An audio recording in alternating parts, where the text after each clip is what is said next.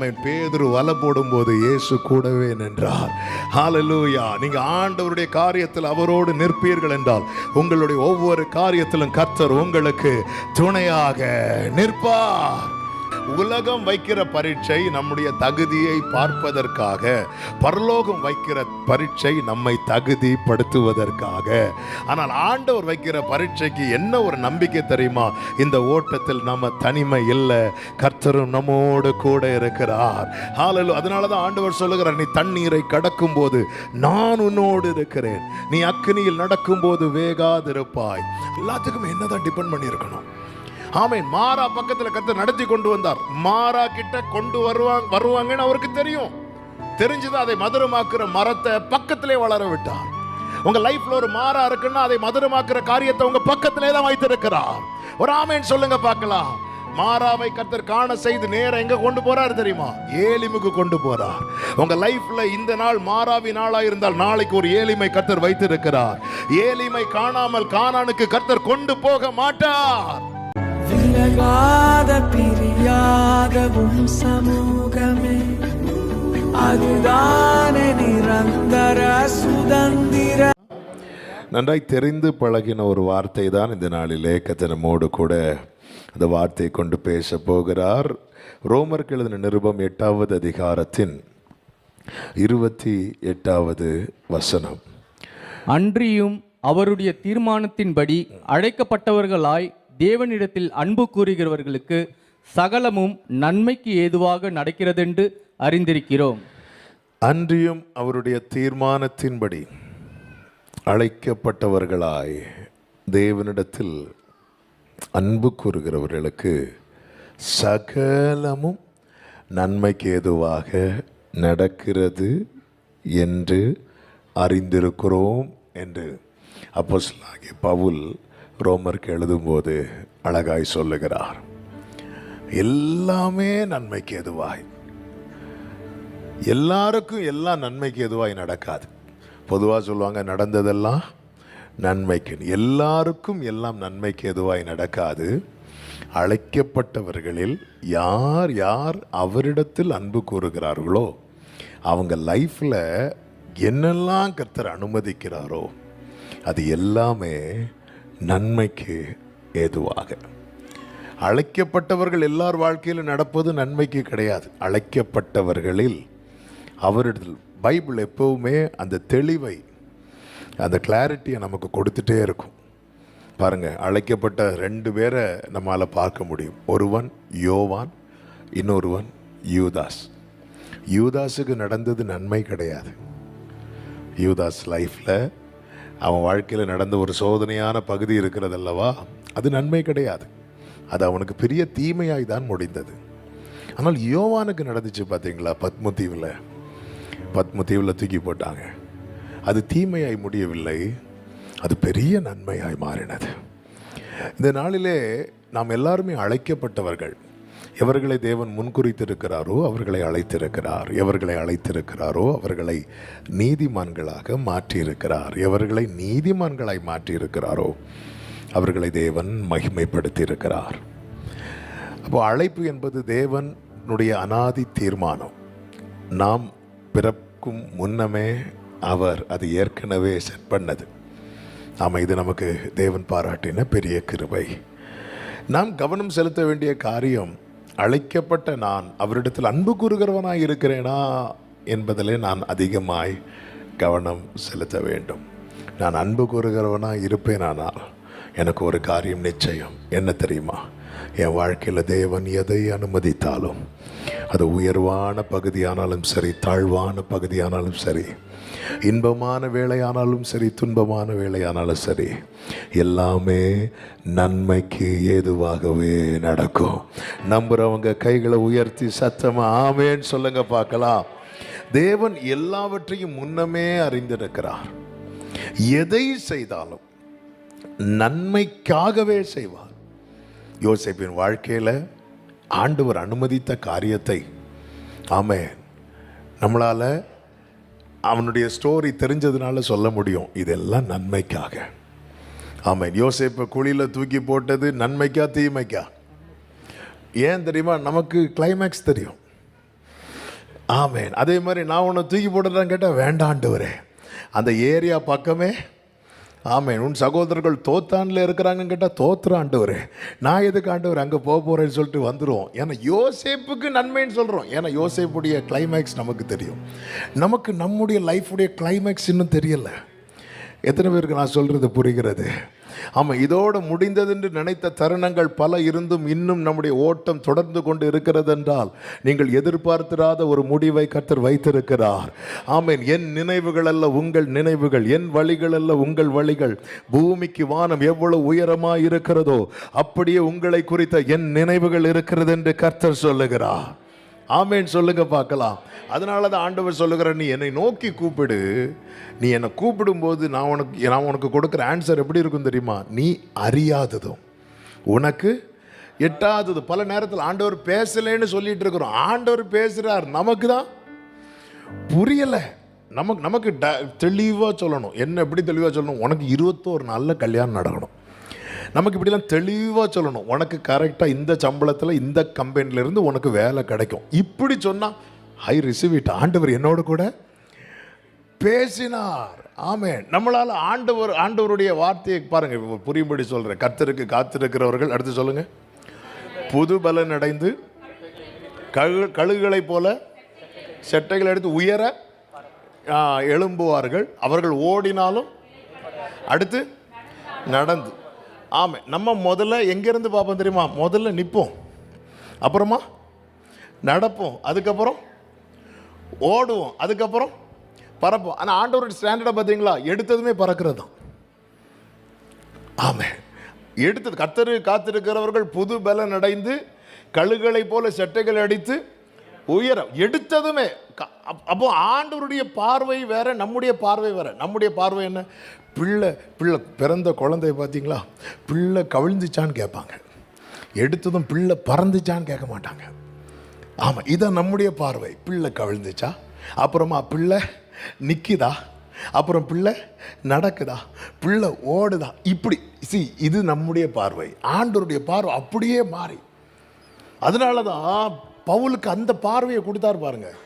அந்த கண்ணை மூடி இருந்த அந்த செதில்கள் எல்லாம் கீழே விழ வச்சு அந்த பார்வையை கொடுத்ததுனால அதுவரை அவனுக்கு எதெல்லாம் பெருசாக தெரிஞ்சதோ அதுக்கப்புறம் அது அவனுக்கு இது குப்பை, இதுக்கா போய் நான் சண்டை போட்டேன்.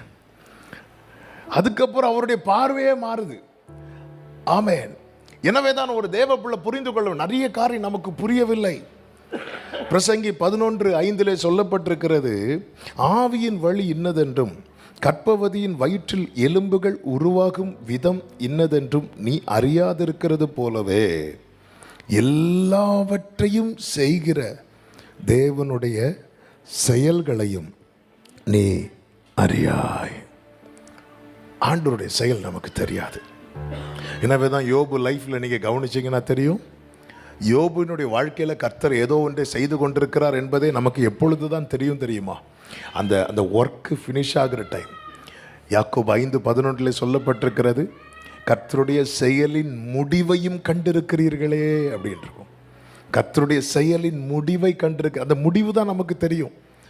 ஆமென். அது வரைக்கும் அவர் ஏதோ செய்கிறாருன்னு தெரியுது, என்ன செய்கிறாருன்னு தெரியல. ஆனால் ஒரு காரியம் தெரிகிறது. ஆமென். இன்னைக்கு இந்த மாலை வேளையில் இந்த சத்தத்தை சமீபத்திலும் தூரத்திலும் இருந்து கேட்குற ஒவ்வொருவருக்கும் சொல்லுகிற செய்தி இதுதான். கர்த்தர் ஏதோ செய்கிறாருன்னு தெரியுது, என்ன செய்கிறாருன்னு தெரியல. அது என்ன செய்கிறாருன்னு தான் இந்த ரோமர் 8:28 சொல்லப்பட்டிருக்கிறது. அவருடைய தீர்மானத்தின்படி அழைக்கப்பட்டவர்களாய் தேவனிடத்தில் அன்பு கூறுகிறவர்களுக்கு தீமையாக அல்ல, சகலமும் நன்மைக்கு ஏதுவாக நடக்கிறது. கரங்களை உயர்த்தி ஆமென் சொல்லுங்க பார்க்கலாம். அதுதான் ஆண்டவர் சொல்லுகிறார், நீங்கள் எதிர்பார்த்திருக்கும் முடிவை உங்களுக்கு கொடுக்கும்படிக்கு உங்கள் பேரில் நினைத்திருக்கிற நினைவுகளை நான் அறிவேன், அவைகள் தீமைக்கு அல்ல. பக்கத்தில் 2 பேரை பார்த்து சொல்லுங்க, தீமைக்கு கிடையாது. ஆமென். தீமைக்கு கிடையாது, நன்மைக்கு. ஆமென் சொல்லுங்க பார்க்கலாம். அதான நம்ம பாடணும், அனுமதித்ததெல்லாம் நன்மைக்காக, நடத்திடும் பாதைகளும் நன்மைக்காக. ஒரு தேவ பிள்ளையுடைய பார்வை இப்படிதான் இருக்கும். அதனால தான் யோபு சொல்றார், அவர் என்னை சோதித்த பின்பு நான் புல்லாக விளங்குவேன் என்றல்ல, பொன்னாக விளங்குவேன். அவர் என்னை சோதித்த பின்பு அவர் இடதுபுறத்தில் கிரியை செய்தும் காணாதபடி ஒளித்திருக்கிறார். ஆண்டவர் ஏதோ பண்றாருன்னு தெரியுது, என்ன பண்றாருன்னு தெரியல. ஆனா எனக்கு ஒன்று தெரியும், எனக்கு குறித்திருக்கிறதை அவர் நிறைவேற்றுவார். ஆமென் சொல்லுங்க பார்க்கலாம். எனக்கு குறித்திருக்கிறதை ஆண்டவர் நிறைவேற்றுவார். ஆண்டவரிடத்தில் அன்பு கூறுகிறவர்களே, அதாவது இந்த எரேமியா 29:11 இப்போ கொஞ்சம் முன்னாடி சொன்ன வசனம், நீங்கள் எதிர்பார்த்திருக்கும் முடிவை உங்களுக்கு கொடுக்கும்படிக்கு உங்கள் பேர். ஒரு விஷயத்தை புரிஞ்சுக்கோங்க, நம்மை குறித்த காட்ஸ் பிளான்ல தீமை கிடையாது. ஒரு ஆமென் சொல்லுங்க பார்க்கலாம். நம்மை குறித்து தேவன் போடுகிற திட்டத்தில், தேவன் போட்டு இருக்கிற திட்டத்தில் தீமை கிடையாது. நம்மை குறித்து நாம் சில பிளான் போட்டு வச்சிருக்கிறோம் பாருங்க, அதில் தான் நிறைய தீமைகள் இருக்கிறது. ஆமென். அதனால தான் தேவனை நான் எந்த அளவுக்கு நம்புகிறேன் அப்படிங்கிறத வெளிப்பாடு என்ன தெரியுமா? நான் என்ன ஆண்டவர்கிட்ட முழுமையாக கொடுப்பது.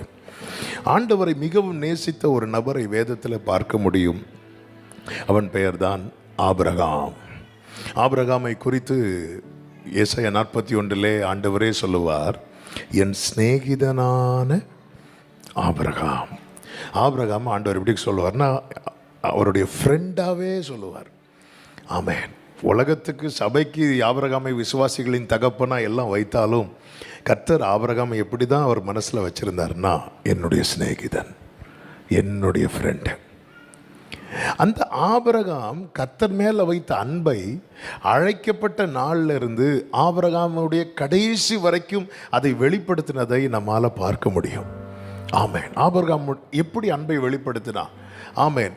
கிரியை இல்லாத விசுவாசம் எப்படி செத்ததோ அதே போல தான் அன்பை வார்த்தையில் மட்டுமில்லாமல் நம்முடைய வாழ்க்கையிலும் நம்ம வெளிப்படுத்த வேண்டும். சும்மா காலையிலேருந்து நைட்டு வரை I love you Jesus, I love you Jesus சொல்லியெல்லாம் ஆண்டவர் என்ன செய்ய முடியாதுன்னா பிரியப்படுத்த முடியாது.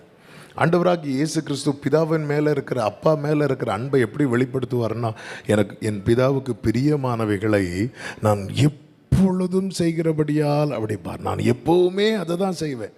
எது என் அப்பாவுக்கு பிடிக்கும், எது என் அப்பாவுக்கு பிடிக்காது அதை நான் செய்யக்கூடாது. எது என் அப்பாவுக்கு பிடிக்கும் அதை நான் செய்யணும்.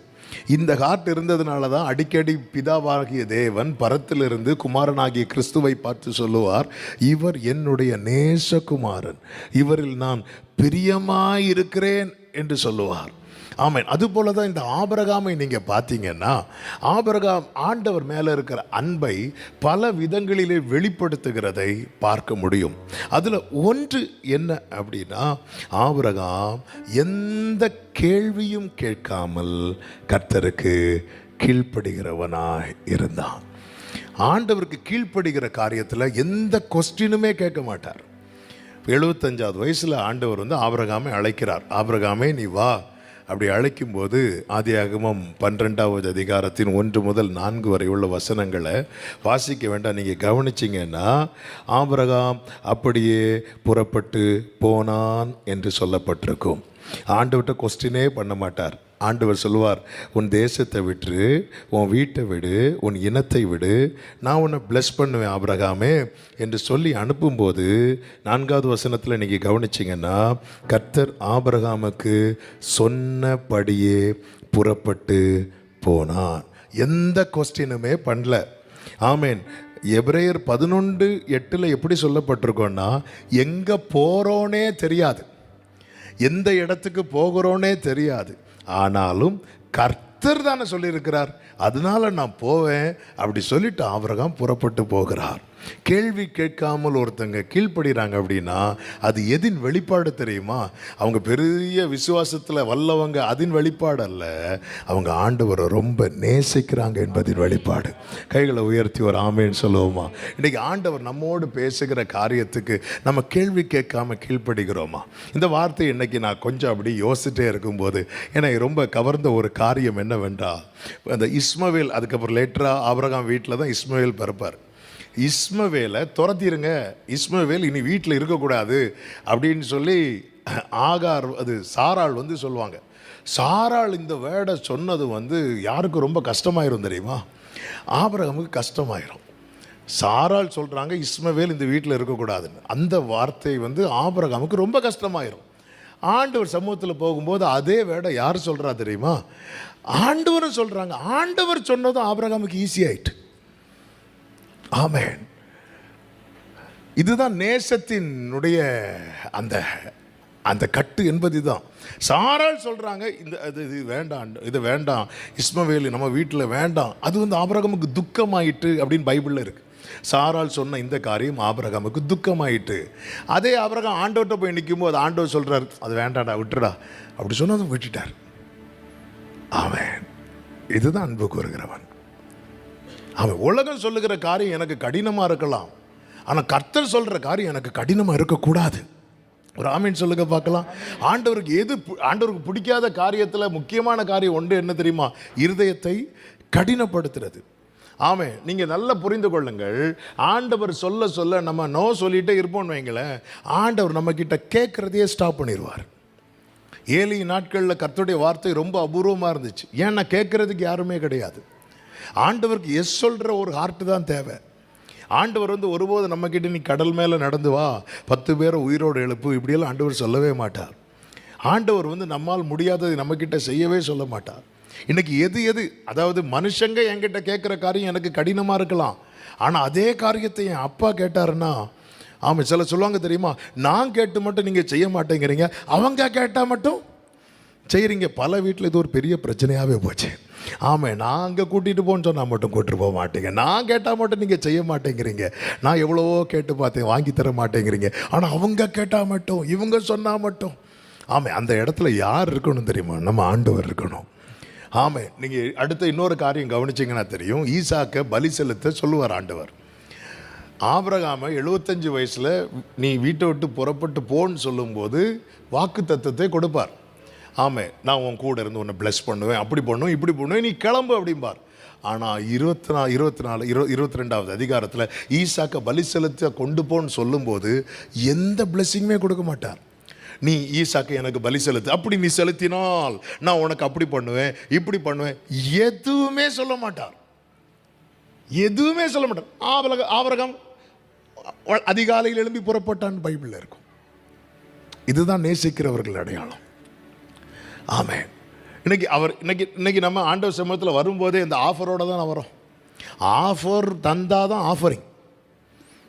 ஆமாம், அப்படி தான் நாங்கள் யாக்கோபு சொல்லுவார், நான் போகிற இடத்துல எல்லாம் என்னை காப்பாற்றி உண்ண உணவு தங்க இடம் என்னை அப்படியே சேஃபாக திருப்பி கொண்டு வந்துட்டீங்கன்னா, ஆண்டவரே என் தசம பாகம் நான் உமக்கு தருவேன், நீர் தூதர்களுக்கு சேலரி எல்லாம் கொடுத்து அப்படி செட்டில் பண்ணி இருக்கலாம். ஆனால் நீங்கள் என்ன அப்படி காப்பாற்றலைன்னா கேரண்டி கிடையாது. இன்றைக்கி நம்ம இப்படி தான், எனக்கு ஏதாவது அவர் தரணும், எனக்கு ஏதாவது செய்யணும். 75வது வயசில் ஆபிரகாமை கர்த்தர் அழைக்கும் போது அவனுக்கு ஆஃபர் வச்சு தான் கூப்பிடுறார். ஆபிரகாமே, நீ எல்லாத்தையும் விட்டுட்டு வா, நான் உன்னை பெரிய ஜாதியாக்கி உன்னை ஆசீர்வதித்து உன் பெயரை பெருமைப்படுத்துவேன், நீ ஆசீர்வாதமாக இருப்பாய், உன்னை ஆசீர்வதிக்கிறவன் நான் ஆசீர்வதிப்பேன், உன்னை சபிக்கிறவர்களை நான் சபிப்பேன், பூமியில் உள்ள வம்சங்கள் எல்லாம் உனக்குள் ஆசீர்வதிக்கப்பட்டிருக்கும். உடனே எடுறா வண்டியை புறப்படு, அவ்வளோதான். ஏன்னா ஆஃபர் ரொம்ப ஹெவியாக இருக்குது. ஆனால் 22வது அதிகாரத்தில் ஆபிரகாமுக்கு ஏறக்குறைய 120 130 வயசுல ஆபிரகாமே உன் மகன் ஈசாக்கை அழைத்து கொண்டு அந்த மலையில் போய் பலி செலுத்துன்னு சொல்லும்போது, நீ அப்படி செலுத்தினால் நான் உனக்கு அதை பண்ணுவேன், இதை பண்ணுவேன், அப்படி செய்வேன், இப்படி செய்வேன், எதுவுமே சொல்ல மாட்டார். எதுவுமே சொல்ல மாட்டார். அன்னைக்கு எப்படி செயல்பட்டானோ இன்னைக்கும் ஆபிரகாம் அப்படியே. ஆமென். எதிர்பார்ப்பு இல்லாமல் நேசிக்கிற ஒருவன் தான் அவர் சொல்லுக்கு உடனே கீழ்ப்படிவான். இப்படிப்பட்டவங்க வாழ்க்கையில் சகலமும், அந்த வேடை நான் எப்படி சொல்லுவேன் தெரியுமா? சகலா மூ மா போட்டு மேலே ஒரு குத்து, அப்போ தான் இம்மே வரும். அந்த குத்து வர நன்மைக்கு தான். ஆமாம், எனக்கு இப்போ உங்கள் பக்கத்தில் ஒரு ஆளை குத்தி சொல்லுங்கன்னு வருது, வேண்டாம், மீட்டிங் சந்தோஷமாக முடியணும். கர்த்தர் உங்களை ஆசீர்வதிப்பாராக. ஆமென். எதுக்கு இதை சொல்லணும்? ஆண்டவர் அனுமதிக்கிறது. ஹல்லேலூயா. ஆமாம், இந்த டீ கொடுங்களேன்.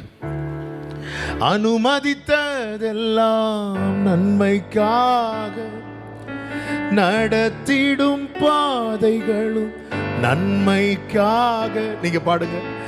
அனுமதித்ததெல்லாம்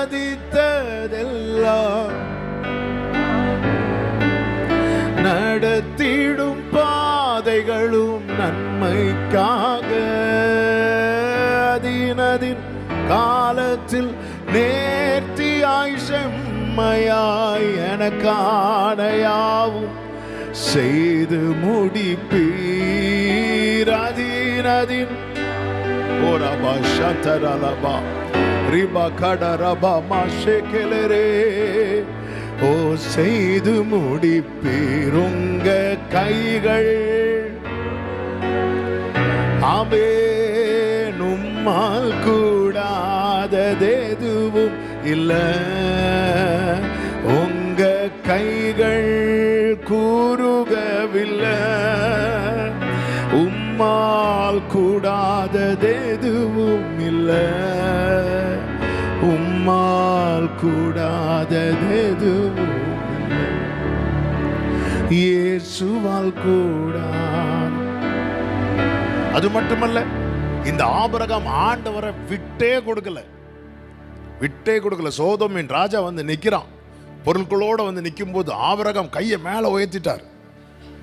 சோதோமின் ராஜா என்ன ஐஸ்வர்யம் நாக்கினான் என்று சொல்லாதபடிக்கு விட்டு கொடுக்காதவன் ஆண்டவரை நான் விட்டு கொடுக்க மாட்டேன்.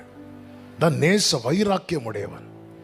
அது மட்டும் இல்ல, ஆபிரகாமுக்கு நான் தருவேன் சொல்லி 24 வருஷம் போயிட்டு ஆபிரகாமின் 99வது வயசுல ஆண்டவர் வந்து ஆபிரகாமை விசிட் பண்றார். ஆதியாகமம் 18வது அதிகாரத்தில் இருக்கிறது, எடுக்க வேண்டாம், நான் செய்திக்குள்ள போகல. அந்த இடத்துல வந்ததும் பாருங்க, ஆபிரகாம் தன்னுடைய தேவையே முன்னாடி வைக்க மாட்டார். அந்த இடத்துல ஆண்டவரை வந்து உட்கார வைத்து அவருக்கு பணிவிடை செய்கிறதை பார்க்க முடியும். தன்னுடைய காரியத்தை விட அவருடைய காரியத்துக்கு அதிகமான ப்ரையாரிட்டி கொடுக்கிறார் ஆபிரகாம். தன் காரியம், ஆண்டவரே 24 வருஷம் இப்போ தருவேன் சொல்லிட்டு இருந்தீங்க, இனி உங்களை விடமாட்டேன், இன்றைக்கே தாரும், ஆமேன், அதுவும் ரெட்டிப்பாக தாரும், பிடிச்சு அப்படிலாம் கேட்கல. ஆண்டவரே கொஞ்சம் நீங்கள் உட்காந்துட்டீங்கன்னா நான் உங்களுக்கு அப்பெல்லாம் சுட்டுட்டு வரேன். ஆண்டவரே நீங்கள் கொஞ்சம் அந்த மரத்தடியில் சாய்ஞ்சு, அவன் வாழ்க்கையில் 1000 தேவைகள் இருந்தும் அவனுடைய காரியத்தை பின்னாக வைத்து விட்டு கர்த்தருடைய காரியத்தை முன்னாக வைக்கிறேன். ஏன்னா ஆண்டவர் ரொம்ப பாரத்தோடு வருகிறார். என்ன பாரம்? தேசத்தில் சோதோமில் அக்கிரமம் பெருகுகிறது, அக்கிரமத்தின் கூக்குரல் தேவ சமூகத்தில் எட்டுகிறது. ஆமென். ஆண்டவருக்கு வந்து உருவாக்கும் போது ரொம்ப பிடிக்கும், அதை அழிக்கிறது ஆண்டவருக்கு பிடிக்காது. துன்மார்க்கன் தன் துன்மார்க்கத்தில் சாவதை ஆண்டவர் வந்து விரும்பவே இல்லை. அவர் இறங்குனது சோதம் அழிக்க. ஆனாலும் சரி, நம்ம ஆபிரகாம் இருக்கிறானே, அவன் நம்மளை கொஞ்சம், அவன் வீட்டில் போனால் எனக்கு கொஞ்சம் ரிலாக்ஸ் ஆக முடியும். அதாவது நம்முடைய இளைப்பாறுதலுக்கு நாம் அவரிடத்தில் வருகிறோம், அவருடைய இளைப்பாறுதலுக்கு அவர் மனிதனை தேடி கொண்டிருக்கிறார். இதுதான் உண்மை. கடைசி காலத்தில் லோத்தின் மனைவியை நினைத்து கொள்ளுங்கள் அப்படி சொன்னது இன்னொருத்த மனைவியை நினைக்கிறதுக்கு இல்லை. அந்த நாட்களில் என்ன நடந்துச்சு, அந்த டைமில் அதன் மறுபக்கத்தில் தேவனை தேற்றுகிற, தேவனை திடப்படுத்துகிற ஒரு ஆபிரகாம் இருந்தது போல சபை இருக்க வேண்டும் என்று கர்த்தர் விரும்புகிறார். நோவாவி நாட்களில் நடந்ததை நினைத்து கொள்ளுங்கள். ஒரு பக்கம் எல்லாரும் புசித்து குடித்து தங்கள் கால் போன போக்கில், மனம் போன போக்கில் போனார்கள். ஆனால் இன்னொரு பக்கம் நோவா கர்த்தரோடு சஞ்சரித்து கொண்டே இருந்தான். இப்படிப்பட்ட நிலையில நாம, அதனால தான் நினைத்துக்கொள். ஒரு பக்கம் வார்னிங்கும் இருக்கு, இன்னொரு பக்கம் நம்முடைய உத்தரவாதம் இருக்கிறது. ஆமே, நம்முடைய வாழ்க்கையில தேவன் வைத்திருக்கிற உத்தரவாதம் இருக்கிறது. அதுதான் ஆமே ஆபிரகாமை போல தேவனை திடப்படுத்துகிறது. எனக்கு 1000 தேவைகள் இருக்கிறது, நம்ம ஒவ்வொருவருக்கும் 1000 தேவைகள் இருக்கிறது. ஆனால் தேவனுடைய காரியம்னு வரும்போது நம்முடைய காரியத்தை எல்லாம் பின்னாடி வைத்து விட்டு கர்த்தருடைய காரியத்தை முன்னாடி வைக்கிறோம் தெரியுமா? இதுதான் கர்த்தருக்கு தேவை. ஹல்லேலூயா. பேதுரு, நாம் கேட்டோம், பேதுரு அவன் இரவு முழுவதும் பிரயாசப்பட்டு ஒன்றுமே அகப்படாம போட்டை கரையில விட்டு வலையை அலசிட்டு இருக்கிறான். அந்த டைம் இயேசுவுக்கு பேதுருக்கு போட்டு தேவை. ஏன் போட்டு தேவைன்னு அவருக்கு ப்ரீச் பண்ணணும். ஆமாம், பேதுரு போட்டில் இயேசு ஏறினது போட்டை நிரப்புறதுக்கல்ல, அவர் ப்ரீச் பண்ணுறதுக்கு. இயேசு ப்ரீச் பண்ண ஆரம்பிக்கும் போது பேதுரு, ஆண்டவரே இந்த போட்டில் இருக்கிறீங்களா, சரி நீங்கள் உட்காந்துக்கோங்க, நான் எங்கள் மாமி வீடோட போயிட்டு வரேன், ஏன்னா பக்கத்தில் தான் மாமி வீடு இருக்குது, நான் போயிட்டு வரேன்னு சொல்லிட்டு போகலை. ஜீசஸ் ப்ரீச் பண்ணும்போது பேதுரு கூடவே நின்றான். ஒரு ஆமீன் சொல்லுங்க பார்க்கலாம். ஆமேன். இயேசு பிரசங்கம் பண்ணும்போது பேதுரு கூட நின்றான். ஆமேன். பேதுரு வலை போடும்போது இயேசு கூடவே நின்றார். ஹல்லேலூயா. நீங்க ஆண்டவருடைய காரியத்தில் அவரோடு நிற்பீர்கள் என்றால் உங்களுடைய ஒவ்வொரு காரியத்திலும் கர்த்தர் உங்களுக்கு துணையாக நிற்பார். ஒரு ஆமேன் சொல்லுங்க பார்க்கலாம். ஆமேன். ஆபிரகாம் அப்படிதான் நிற்கிறான், ஆபிரகாம் இந்த இடத்துல கேட்கவே இல்லை. அப்படியே சப்பாத்தியும் நல்ல கொழுத்த கன்று, நல்ல பீஃப் கறியும் வச்சு கொடுத்துட்டு அவர் அப்படி டேஸ்ட் பண்ணி சாப்பிட்டுட்டு இருக்கும்போது, ஆண்டவரே அந்த பிள்ளை விஷயம் என்னாச்சு அப்படி கேட்கவே இல்லை. ஆண்டவர் தான் கேட்குறார், ஒரு மனைவி எங்க, மனைவி எங்க? ஆண்டவர் உள்ளே இருக்கிற ஆண்டவரே. இப்போ சொல்கிறார், ஒரு உற்பவ கால திட்டத்தில் இதுவரைக்கும் வாக்கு தத்தத்தை மட்டும்தான் சொல்லிட்டு இருந்தார், இப்போ டைமும் சொல்கிறார். ஆமாம், நீங்கள் ஆண்டவர் மேலே இருக்கிற அன்பை அதிகப்படுத்துங்க. வாக்கு தத்தத்தை மட்டும் நீங்கள் கேட்டுட்டு இருக்கலாம், ஆண்டவர் அதை எப்போ செய்வேங்கிற டைமையும் சொல்லுவார். ஒரு ஆமேன் சொல்லுங்க பார்க்கலாம். அவர் இப்போ டைம் சொல்கிறார். ஒரு குழந்தை உற்பவ காலத்திட்டம் என்பது 10 மாதம். ஆண்டவர் சொல்கிறார், இன்னும் கரெக்டாக 10 மாதம். இன்னும் ரவுண்டாக சொல்லணுன்னா அடுத்த வருஷம் கையில் குழந்தை இருக்கும் சொல்லிட்டு போயிட்டார். காரணம், அவன் கர்த்தருக்கு முக்கியத்துவம் கொடுக்குறான். ஆண்டவரை விட்டு கொடுக்கல. கர்த்தருக்கு மகிமை உண்டாவதாக.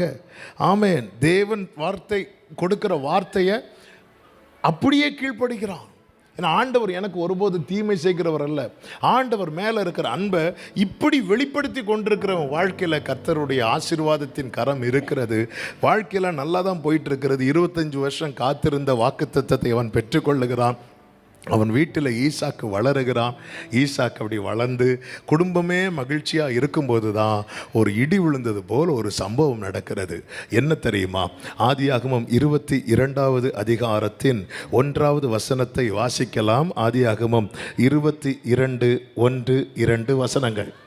இந்த காரியங்கள் நடந்த பின்பு தேவன் ஆபிரகாமை சோதித்தார். எப்படியெனில், அவர் அவனை நோக்கி, ஆபிரகாமே என்றார். அவன், இதோ அடியேன் என்றான். அப்பொழுது அவர், உன் புத்திரனும் உன் ஏகசுதனும் உன் நேசகுமாரனுமாகிய ஈசாக்கை நீ இப்பொழுது அழைத்து கொண்டு மோரியா தேசத்துக்கு போய் அங்கே நான் உனக்கு குறிக்கும் மலைகள் ஒன்றின் மேல் அவனை தகன பலியாக பலியிடு என்றார். கர்த்தருடைய நாமத்திற்கு மகிமை உண்டாவதாக. ஆண்டவர் ஆபிரகாம்கிட்ட சொல்றாரு, 25 வருஷம் காத்திருந்து வாங்கின ஆசீர்வாதம், நீ உன் புத்திரனும் உன் ஏகசுதனும் உன் நேசகுமாரனுமாகிய ஈசாக்கை நான் மோரியா தேசத்துக்கு போய் நான் உனக்கு குறிக்கும் மலைகள் ஒன்றின் மேலே அவனை பலியிடு அப்படிங்கிறார். ஆமாம், 21வது அதிகாரத்தில் தான் ஒரு பெரிய சம்பவம் நடந்து முடிஞ்சிருக்கு. என்ன சம்பவம் அப்படின்னா, ஆமென், அந்த வீட்டில் தான் இஸ்மவேல் வளருகிறான். ஈசாக்கு பிறந்து வளர்ந்ததுக்கப்புறம் சாராள் சொல்கிறாங்க, இஸ்மவேலின் இந்த வீட்டில் இருக்கக்கூடாது அப்படின்னு. ஆபிரகாமுக்கு இஸ்மவேலை ரொம்ப பிடிக்கும். ஆனால் ஈசாக்கா இஸ்மவேலா என்ற நிலை வந்தபோது ஈசாக்குக்காக ஆபிரகாம் இஸ்மவேலை விரட்டிடுவான். இந்த காரியங்கள் நடந்த பின்பு கர்த்தர் ஆபிரகாமை சோதிக்கிறார். உன் ஏகசுதன் உன் நேசகுமாரன் ஈசாக்கை எனக்கு பலி செலுத்து என்று. ஆண்டவர் மட்டும் ஒருவேளை மொட்டையாக சொல்லியிருப்பார்னு வைங்களேன், உன் பையனை பலி செலுத்துன்னு சொல்லியிருந்தா, ஆண்டவர் கொஞ்சம் வெயிட் பண்ணுங்க, இப்போ தான் ஒருத்தனை துரத்தி விட்டேன், போய் இஸ்மவேலை கூட அழைச்சிட்டு வந்திருக்கலாம். ஆண்டவருடைய அந்த பார்வையை பார்த்தீங்களா? ஆமென். உன் ஏகசுதன் உன் நேசகுமாரன் ஈசாக்கை பலி செலுத்து. ஆமென். பல நேரத்தில் சில காரியத்தை நம்மளால் அக்செப்ட் பண்ணவே முடியாது, ஏற்றுக்கொள்ளவே முடியாது. அதாவது வாக்குத்தத்தத்தை தருவார் என்று கர்த்தர் சொல்லும்போது நம்பிக்கைக்கு ஏதுவல்லாதிருந்தும் நம்பிக்கையோடு விசுவாசிக்கிறான். ஆண்டவர் தருகிற காரியத்தை நம்ம ரொம்ப விசுவாசிக்கிறோம். ஆனால் ஆண்டவர் எடுக்கிற காரியத்தை மட்டும் நம்மளால் என்ன செய்ய முடியலை அப்படின்னா அக்செப்ட் பண்ணவே முடியல. ஹல்லேலூயா. நீ பலி செலுத்து அப்படிங்கிறார். ஆமென். இப்போ ஒரு கேள்வியை உங்கள் மத்தியில் வச்சுட்டு நான் செய்திக்கு போகிற விரும்புகிறேன். பெற்றோர்களே, சிலர் அப்படி உள்ளே போகிறீங்க, நம்மகிட்ட கேட்கக்கூடாது. ஆமென். இதே கேள்வியை ஆண்டவர் உங்கள் முன்னாடி வச்சா எத்தனை பேர் எஸ் சொல்லுவோம்? ஆமென். ஆமென். சிலர் பார்க்குறீங்க, என் பையன் காட்டுற சேட்டைக்கு அவர் இப்படி கேட்க மாட்டாரான்னு பார்த்துட்டு இருக்கிறேன். ஆமென். அதனால தான் சிலர் இப்படி தெரியாமல் கை தூக்குறீங்க, பையன் பார்க்குறானான்னு பார்த்துட்டு. ஹல்லேலூயா. அவருக்கு தெரியுங்க, அதனால தான் நம்மக்கிட்ட கேட்கல. ஆமென். ஹல்லேலூயா. ஆண்டவர் பாருங்கள், இதனுடைய ஒரு பக்கத்தை இந்த பக்கத்தில் நமக்கு இந்த சாப்டர் ஃபுல்லாக தெரிஞ்சதுனால நம்ம அது கூலாக கேட்டுட்ருக்குறோம். ஆனால் ஒரு தகப்பனுக்கு 25 வருஷம் காத்திருந்து பெற்றுக்கொண்ட வாக்குத்தத்தை இப்போ தான் வளர ஆரம்பிக்குது. வீட்டில் அவ்வளோ பெரிய சந்தோஷம், ஒரு பெரிய விருந்து நடக்குது. இன்னொரு பையனும் இருந்தால் அவன் போயாச்சு, அவனை அனுப்பியாச்சு. இப்போ ஒன்றே ஒன்று கண்ணே கண்ணுன்னு ஈசாக்கு மட்டும்தான் இருக்கிறார். ஈசாக்கின் இடத்துல ஒன்று சந்ததி விளங்கும். அவனுடைய மொத்த பார்வையும் ஈசாக்கு மேலே தான் இருக்கிறது. இப்பொழுது ஆண்டவர் அங்கே கை வைக்கிறாரு. சில நேரத்தில் ஆமாம், நம்ம லைஃப்பில் ஒரு பெரிய நம்பிக்கையாக இருக்கிற ஒரு காரியம் இருக்கும் பாருங்கள், அதில் திடீர்னு ஆண்டவர் கை வைக்கிறது தான் நம்மளால் புரிந்து கொள்ள முடியாதது, நம்மளால் ஏற்றுக்கொள்ள முடியாதது. நமக்கு அந்த கேள்விக்கு பல நேரத்தில் ஆன்சரே கிடைக்காது. ஆமென். ஆண்டவர் சொல்கிறார், நீ பலி செலுத்து. அதுவும் ஆண்டவர் சொல்கிறார், நான் உனக்கு காண்பிக்கும் மோரியா தேசத்துக்கு போய் நான் உனக்கு குறிக்கும் மலைகள் ஒன்றின் மேல் அப்படிங்கிறார். ஆண்டவர் ஏற்கனவே மேப் இல்லாமல் உங்களை நம்பி நான் வந்துட்டேன். வந்து 25 வருஷம் ஓட்டியாச்சு. இப்போது நீங்கள் திருப்பி எனக்கு புதிய ஒரு பாதையை நியமித்து நடத்துகிறீங்க ஆண்டவரே. இதுதான் புரியவே மாட்டேங்குது ஆண்டவரே. இதுதான் கர்த்தர் சொல்லுகிறார், என் வழிகள் அல்ல உங்கள் வழிகள். ஆமென். ஏன் இந்த சோதனை? ஆமாம், பல நேரத்தில் ஆண்டவருடைய சோதனையை நம்மளால் புரிந்து கொள்ள முடியாது. நம்ம அதை எப்படி தான் பார்க்குறோம் தெரியுமா? அதை தண்டனையாகவே பார்க்கிறோம். கர்த்தருக்கு மகிமை உண்டாவதாக. ஆமென். சோதனை 2 விதத்தில் இருக்கிறது. ஒன்று தண்டனை, இன்னொன்று பரீட்சை. ஒரு ஆமென் சொல்லுங்க பார்க்கலாம். 12th படிக்கிற பிள்ளைங்க எக்ஸாம் எழுதுறாங்கன்னா அது அவங்களுக்கு கிடைக்கிற பனிஷ்மெண்ட் கிடையாது. எக்ஸாம் எழுத விடலைன்னா தான் பனிஷ்மெண்ட். ஆமே, நீ ரொம்ப சேட்டை பண்ணுற வார், இந்த வாட்டி உன்னை எக்ஸாம் எழுத விடுறேன்னா இல்லையா பாரு, மிரட்டுறதே எங்களெல்லாம் அப்படி தான். எக்ஸாம் எழுத விடுறானா இல்லை, எக்ஸாம் ஒருத்தனை எழுத விடலைன்னா அதுதான் அவனுக்கு கிடைக்கிற பனிஷ்மெண்ட். எக்ஸாம் எழுத விடுறாங்கன்னா அது பனிஷ்மெண்ட் கிடையாது, அவன் எல்லாத்தையும் கிளியர் பண்ணி போயிட்டு இருக்கிறான்னு அர்த்தம். அதுபோல தான் கிறிஸ்தவ வாழ்க்கையில் ஆண்டவர் சில பரீட்சையை வைத்திருக்கிறார். ஆமென். அழிந்து போகிற பொன்னே அக்னியினால் சோதிக்கப்படும் என்று 1 பேதுரு 1:7 சொல்லப்பட்டிருக்கிறது. பொன்னு இருக்குல்ல, பொன்னே அக்னியில் சோதிக்கப்படுமாம். அதை பார்க்கிலும் அதிக விலையேற பெற்றதா இருக்கிற உங்கள் விசுவாசம் சோதிக்கப்பட்டு. அப்போ விசுவாச ஓட்டத்தில் ஆண்டவர் விசுவாசத்தை துவக்கிட்டார். விசுவாசம் என்னைக்கு ஆண்டவர் நியமித்திருக்கிறார் அன்னைக்கு முடியும். இந்த ஓட்டத்தின் நடுவில் நமக்கு பரிசும் வச்சிருக்கிறார். அந்த பரிசை பெற்றுக்கொள்வதற்கான பரீட்சையும் கர்த்தர் வச்சிருக்கிறார். ஒரு ஆமேன் சொல்லுங்க பார்க்கலாம். ஹல்லேலூயா. விசுவாச ஓட்டத்தில் அந்த டெஸ்ட்டு கண்டிப்பாக உண்டு, பரீட்சை உண்டு. இதற்கு யாருமே விதிவிலக்கு கிடையாது. இந்த ஓட்டத்தை ஓடி முடித்தவர்களை அவங்க லைஃப்பை பார்க்கும்போது தான் தெரியும், ஆண்டவர் அனுமதித்தது ஒன்றுமே தீமைக்கு அல்ல, அது நன்மைக்காக மட்டுமே. கரங்களை உயர்த்தி ஆமேன் சொல்லுங்க பார்க்கலாம். உலகம் வைக்கிற பரீட்சை நம்முடைய தகுதியை பார்ப்பதற்காக, பரலோகம் வைக்கிற பரீட்சை நம்மை தகுதிப்படுத்துவதற்காக. ஆனால் ஆண்டவர் வைக்கிற பரீட்சைக்கு என்ன ஒரு நம்பிக்கை தெரியுமா?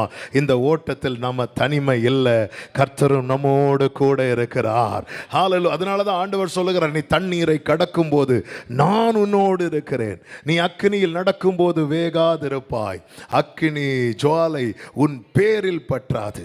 இந்த ஆதியாகமம் 22வது அதிகாரத்தில் கர்த்தர் ஏன் இப்படி சோதித்தார்? இப்படி ஆண்டவரை நேசிக்கிற ஒரு ஹார்ட் இந்த ஆபிரகாம், ஆமென், இப்படி இருந்தவன் லைஃப்ல இப்படியெல்லாம் சோதிக்க ரீசன் என்ன? 5 காரியங்களை வேகமாக உங்க மத்தியிலே நான் சொல்லி ஜெபிக்க விரும்புகிறேன். ஏன் கர்த்தர் இந்த சோதனையை அனுமதித்தார்? முதலாவது கர்த்தர் இந்த சோதனையை அனுமதிக்க காரணம் என்ன தெரியுமா? கர்த்தரை மட்டுமே சார்ந்திருக்க பண்ண, கர்த்தரை மட்டும் சார்ந்திருக்க பண்ண. ஆமென். பொதுவாகவே வயசாச்சினாலே பிள்ளைங்க வளர ஆரம்பிக்குது. நமக்கு வயசாச்சினாலே நம்ம அறியாமலே நம்ம யாரை டிபெண்ட் பண்ண ஆரம்பிச்சிருவோம் தெரியுமா? பிள்ளைகளை டிபெண்ட் பண்ண ஆரம்பிச்சிரும். ஆமென். அதுவும் இப்போ இஸ்மாயிலும் போயாச்சு.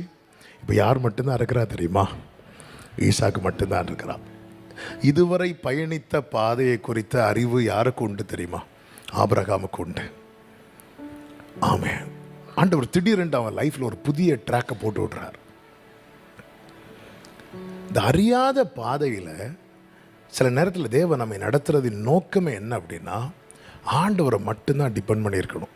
நீங்கள் இப்போ கவனிச்சிங்கன்னா தெரியும், ஒரு லாஸ்ட்டு வெனஸ்டே ஈவினிங் ஏர்போர்ட்டில் வந்து இறங்கினேன்.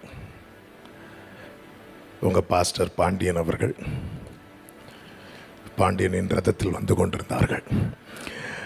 அவங்க கரெக்டாக வந்தாங்க. நான் அவரை இதுவரை பார்த்ததே கிடையாது. வந்ததும் இப்படி கை காட்டினாங்க. நான் அவர்கிட்ட ஐடி காட்டுங்கன்னு கேட்கல.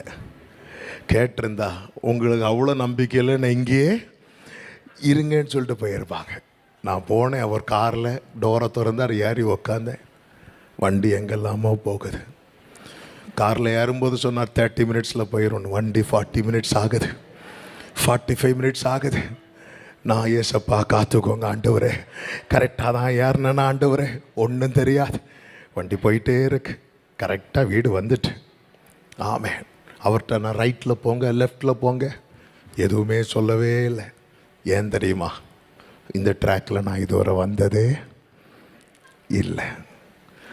அறியாத பாதையில் கொண்டு போனால் வண்டி ஓட்டுறவங்களுக்கு ரொம்ப ஈஸி. இல்லைன்னா 4 பேரும் பிரேக் மிதிப்பாங்க. பார்த்துருக்கீங்களா காரில்? ஆமேன். வண்டிக்கு ஒரு ஸ்டியரிங் தான் இருக்கும். 4 பேர் 4 டைரக்ஷனில் கைட் பண்ணுவாங்க. நீங்கள் ரைட்டில் போங்க, நீங்கள் லெஃப்டில் போங்க. உங்களை யார் இந்த ரோட் எடுக்க சொன்னது? ஆமேன். அப்படி வண்டி ஓட்டுறவங்களுக்கு விறுன்னு ஏறும். ஸ்டியரிங்கை கலத்தி அப்படி கையில் கொடுத்துடலாமான்னு தோணும். ஆனால் தெரியாத பாதையில் கொண்டு போனோன்னு வைங்களேன், அவர் எங்கே கொண்டு போகிறார்? இப்படி தான் நார்த் இந்தியாவில் அம்பாலா அப்படிங்கிற ஒரு இடத்துக்கு மீட்டிங் போயிருக்கிறேன். நான் ரூமில் தங்கியிருக்கிறேன். மீட்டிங் வந்து ஒரு 20 மினிட்ஸ் ட்ரைவ் பண்ணி போனோம். ஒரு கிராமத்தில் மீட்டிங்.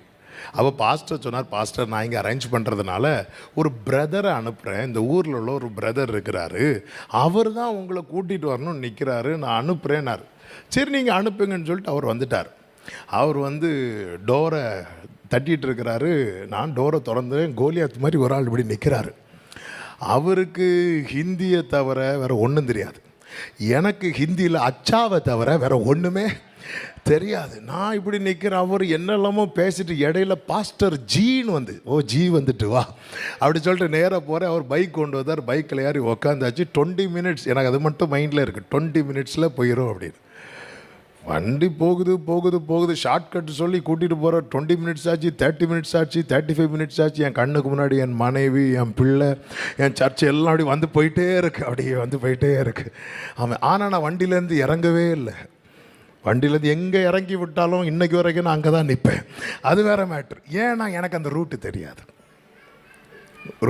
கடைசியில் ஒரு 40 மினிட்ஸில் கொண்டு போயிட்டார். போய் அந்த கன்வென்ஷன் கிரவுண்டை பார்த்ததும் ஒரு புது தம்பு வரும். ஆவே இந்த அறியாத பாதையில் நம்மளை வழி நடத்தும் போது நம்மை அறியாமலே நம்ம யார் நடத்துகிறாங்களோ, யார் கைட் பண்ணுறாங்களோ அவங்கள நம்ம சார்ந்து இருக்க ஆரம்பிச்சிடும். ஆண்டவர் இதுவரை நல்லா தானே போயிட்டு இருந்தீங்க. ஆமாம். சில நேரத்தில் பாருங்கள், நமக்கு இப்போ தான் ஆஸ்திரேலியா கொஞ்சம் பழகி வரும். திடீர்னு இன்னொரு ரூட்டை ஓப்பன் பண்ணி கொடுப்பார். சில பார்க்குறாங்க, என்னடா இது. ஆமாம். கர்த்தர் உங்களை ஆசீர்வதிப்பாராக. ஆமாம். நமக்கு இப்போ தான் இந்தியா பழகி வந்துச்சு. ஒரு குறிப்பிட்ட ஊர் பழகி வந்திருக்கும் போது திடீர்னு ஒரு ரூட்டை ஓப்பன் பண்ணி கொடுப்பார். ஏனே புரியாது. ஏன் தெரியுமா? ஆபிரகாமே, நீ ஒன்றையும் சார்ந்திருக்கக்கூடாது, உன் பையனையும் சார்ந்திருக்கக்கூடாது. உன்னை அழைத்தவர் உண்மை உள்ளவர் என்பதற்கு அடுத்த தலைமுறைக்கு உன்னை கர்த்தர் சாட்சியாய் வைக்க விரும்புகிறார். கர்த்தரை சார்ந்திருக்கிறவர்களுக்கு ஆமென் சொல்லுங்க பார்க்கலாம். கர்த்தரையே சார்ந்திருக்க. எனவே தான் ஏசாயா 42:16 சொல்லப்பட்டிருக்கிறது, குருடரை அவர்கள் அறியாத வழியிலே நடத்தி அவர்களுக்கு தெரியாத பாதைகளில் அவர்களை அழைத்து கொண்டு போய் அவர்களுக்கு முன்பாக இருளை வெளிச்சமும் கோணலை செவ்வையுமாக்குவேன். இந்த காரியங்களை நான் அவர்களுக்கு செய்து அவர்களை கைவிடாதிருப்பேன். இங்க குருடன் யார் தெரியுமா? கண்ணு தெரியாதவன் கிடையாது. குருடன் யார் தெரியுமா? பாதை தெரியாதவன். ஆமென். ஹல்லேலூயா. நம்ம வந்து மேப் போட்டாலே தப்பா போய் காட்டுது. முந்தானத்து பாண்டியன் அவங்க வீட்டு போகிறதுக்கு ஒரு மேப் அனுப்பி தந்தாங்க. நாங்கள் அந்த மேப் போட்டு போகிறதுக்கு முன்னாடி அடுத்த தெருவில் தான் இருந்தோம். மேப்பு போட்டு எங்கேயோ தள்ளி போய் நிற்கிறோம். ஆமாம். எங்கள் ஊரில் இப்போ ஒரு லாஸ்ட் மந்த் நம்ம ஊர் செய்தி பார்க்குறவங்களுக்கு தெரியும், கூகுள் மேப் போட்டு பார்த்து வண்டி ஆற்றுக்குள்ளே போயிட்டு. இப்படியெல்லாம் மேப்பு பார்த்தாலே நம்ம தப்பாக போகிறோம். எந்த ரூட்டுன்னே தெரியாது. நீ போ அப்படிங்கிறார். சில நேரத்தில் தேவன் நடத்துகிற பாதை நமக்கு புரியாது. அந்த இடத்துல தேவன் நம்மிடத்தில் எதிர்பார்க்கிறது ஒன்றே ஒன்று தான், அவரை சார்ந்திருக்கணும். அதனால தான் யோபு சொல்லுகிறார், நான் போகும் வழியை அவர் அறிவார். இந்த மாலை வேளையில் எத்தனை பேர் இதை சொல்ல விரும்புறீங்க? நான் எங்க போறேன்னு தெரியாது, இதனுடைய கிளைமேக்ஸ் எனக்கு தெரியாது, இது எப்படி முடியும்னு தெரியாது, ஆனால் எனக்கு ஒன்று தெரியும், என்னை அழைத்தவர் உண்மை உள்ளவர், நான் போகும் வழியை அவர் அறிவார். ஆமென் சொல்றவங்க நல்ல கைகளை தட்டி ஹalleluya, ஹalleluya, thank you Jesus, hallelujah. Amen. E major கொடுங்க, இ மேஜர் கொடுங்க. நன்றி ஆண்டவரே, ஏதுமில்லை என்ற கவலை இல்லை, துணையாளர் என்னை விட்டு விலகவில்லை, சொன்னதை செய்திடும் தகப்பனவர், நம்புவேன் இறுதி வரை,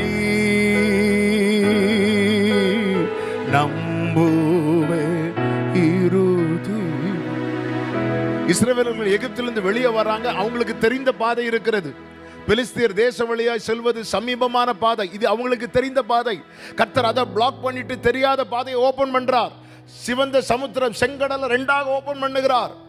கர்த்தர் உங்களுக்கு நல்ல தெரிந்த பாதையை கர்த்தர் அடைக்கிறார்னா புரிஞ்சுக்கோங்க, தெரியாத ஒரு வழியை கர்த்தர் ஓபன் பண்ண போறாருன்னு அர்த்தம். ஆமென் சொல்லுங்க பார்க்கலாம்.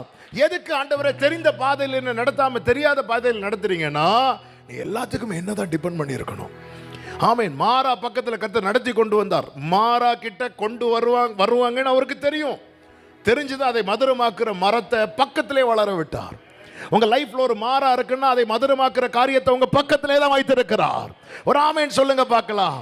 மாறாவை கர்த்தர் காண செய்து நேரம் எங்க கொண்டு போறார் தெரியுமா? ஏலிமுக்கு கொண்டு போறார்.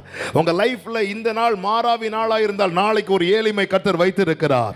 ஏலிமை காணாமல் கானானுக்கு கர்த்தர் கொண்டு போக மாட்டார். ஆமென் சொல்லுங்க பார்க்கலாம். ஆனா நீங்க அந்த ஃபுல்லாவே ஆண்டவருடைய ஆசை என்ன அப்படின்னா, என்ன நீங்க டிபெண்ட் பண்ணி இருக்கணும். எல்லாரும் மேக ஸ்தம்பத்திலே அக்னி ஸ்தம்பத்திலையும் கர்த்தர் இருக்கிறத பார்த்தாங்க. ஆனா புதிய ஏற்பாட்டில் ஆவியானவர் ஒரு வெளிச்சத்தை பவுலுக்கு காண்பித்து கொடுக்கிறார். அவங்க மேக ஸ்தம்பத்தில் அக்னி ஸ்தம்பத்திலையும் மட்டும்தான் என்ன பார்த்தாங்க, ஆனா அவர்களோடு கூட இந்த கண்மலையாகிய கிறிஸ்து போயிட்டே இருந்தார்.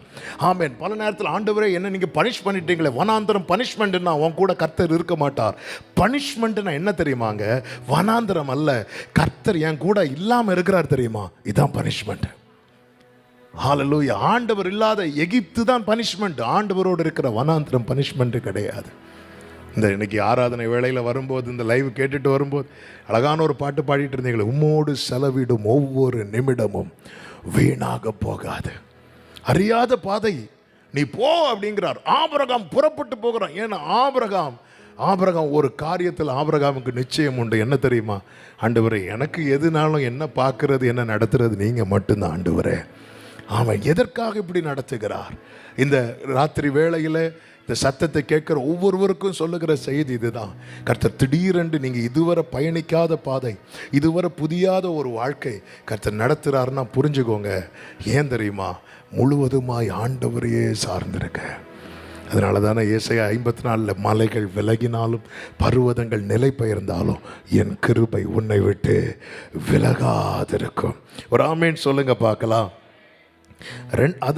ரெண்டாவதாக கர்த்தர் ஏன் இந்த பாதையில் நடத்துகிறார் என்றால், ஏன் இந்த சோதனை அனுமதிக்கிறார் என்றால், அதனுடைய 7வது வசனத்தை வாசிக்கலாம். 22:7. 6:7 வாசிக்கிறீங்களா? 6லேருந்து வாசிக்கிறீங்களா?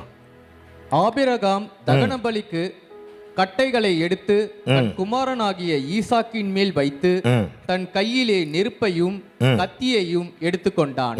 இருவரும் கூடி போனார்கள்.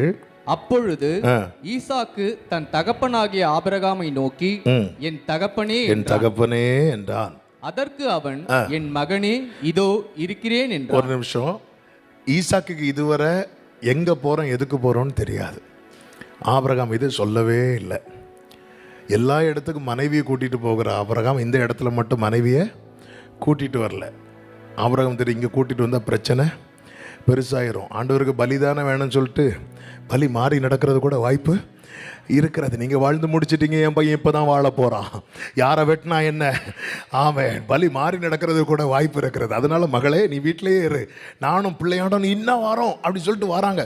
கீழே மலையடி வாரத்துக்கு வந்தாச்சு, வேலைக்காரங்களை கீழே நிறுத்தியாச்சு. ஆபிரகாம் பார்த்தீங்களா, ஆண்டவருடைய காரியம் தன் வாழ்க்கையில் நிறைவேற்றுவதற்கு யாரையுமே தடையாக வைக்கவில்லை. ஆமாம், ஆபிரகாமுக்கு அவன் ஒய்ஃபை ரொம்ப பிடிக்கும். ஆபிரகாம் லைஃப்லையே ஈசாக்க பலி செலுத்துன்னு சொல்லும்போது கூட ஆபிரகாம் அழலை. ஆனால் சாராள் மரித்த போது அவன் கிளவி செத்துட்டாளேன்னு விருந்து வைக்கல, அவ்வளோ அழுதார், புலம்பினான் இருக்கும், புலம்பி அழுறார். அந்த அளவுக்கு ஆபிரகாமுக்கு யாரை பிடிக்கும் அப்படின்னா சாராளை பிடிக்கும். ஆனால் ஆண்டவருடைய காரியத்துக்கு தடையாக வந்துடக்கூடாது, அதில் ரொம்ப கேர்ஃபுல்லாக இருந்தார். 2 வேலைக்காரங்களை கூட்டிகிட்டு வர்றாரு. வேலைக்காரங்களை மலையடி வாரத்தில் விட்டாச்சு. மலையடி வாரத்தில் விட்டு விறகெல்லாம் தூக்கி ஈசாக்கு மேலே வச்சாச்சு.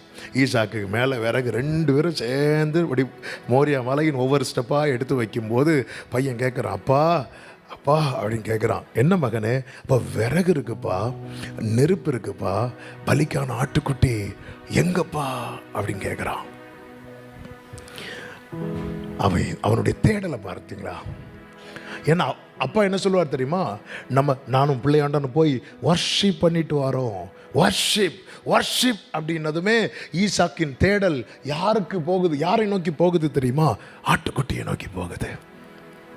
அவன் என் பிள்ளை சரியான நபரை தேட ஆரம்பிச்சிட்டான். ஆமென்.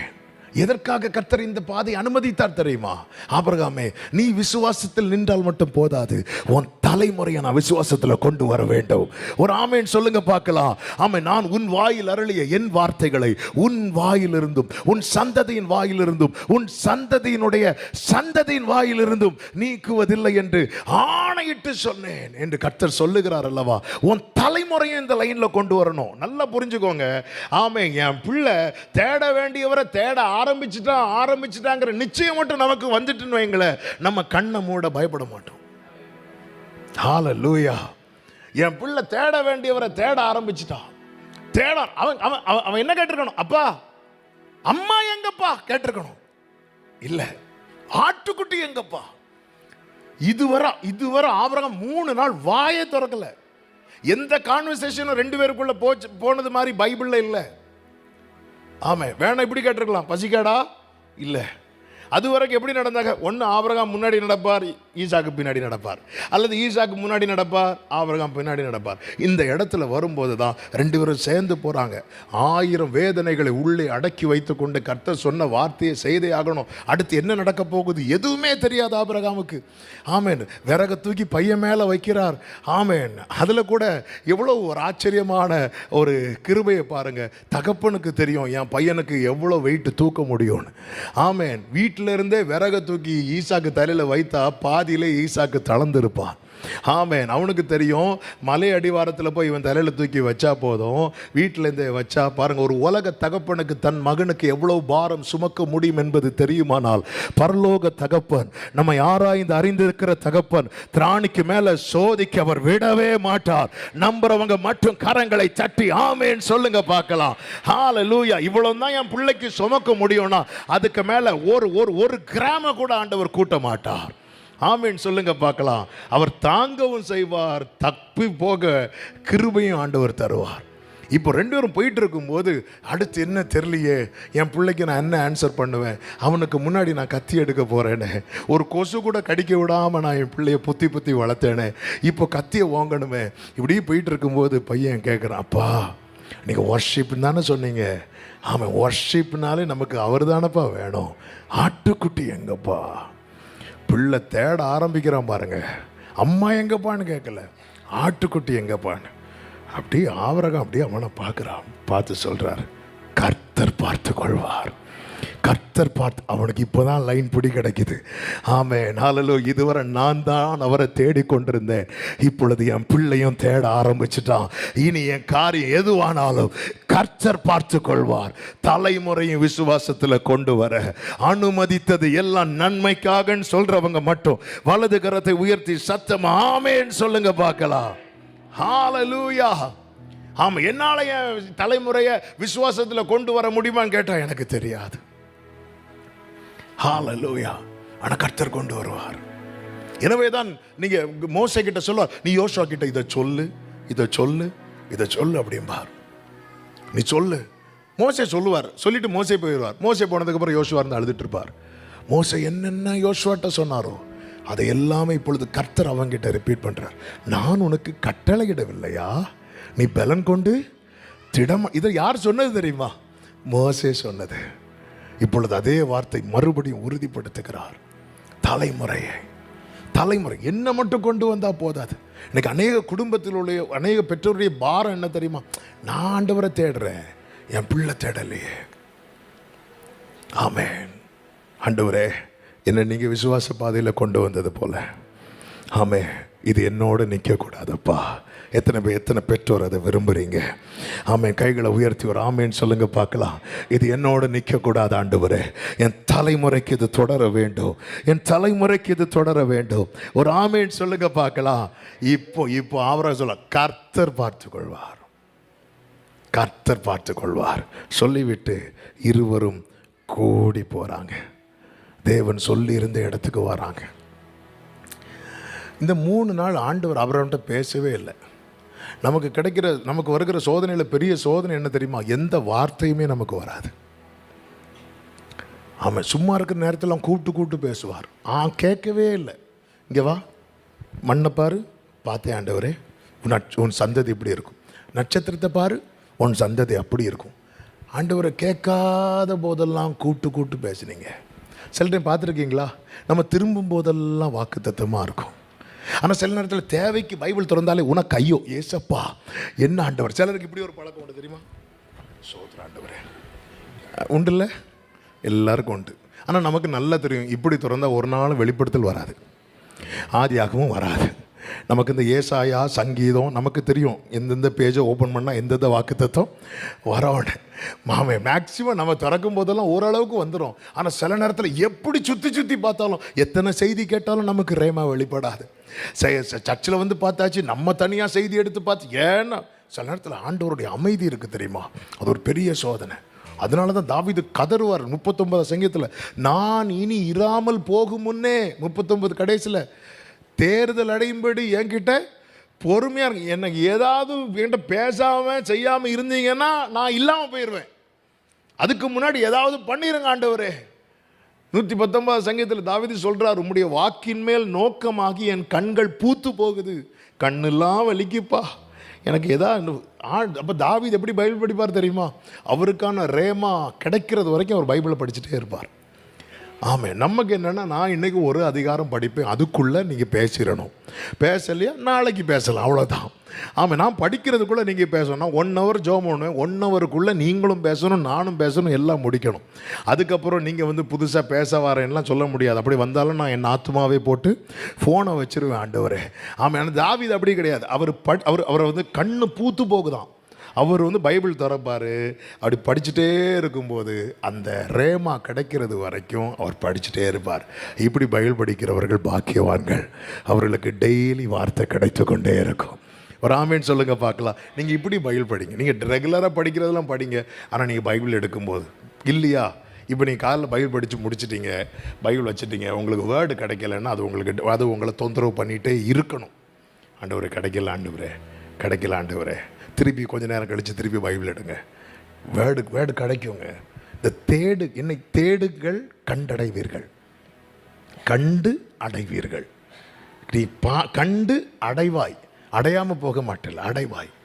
தேடணும், இந்த தேடல் நமக்கு இருக்கணும். தலைமுறை ஆண்டவரை தேடுது அப்படின்னு தெரிஞ்சதுமே ஆபிரகாம் தைரியமாக சொல்ல, கர்த்தர் பார்த்து கொள்வார்.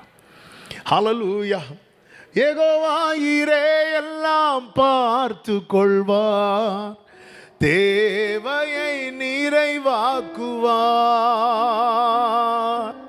கண்ணீரை துருத்தியில் எடுத்து வைத்து ஏற்றதாய் பலன் தருவார். அந்நாளை களிப்பாய் மாற்றினவர் என்னையும் மாற்றிடுவார்.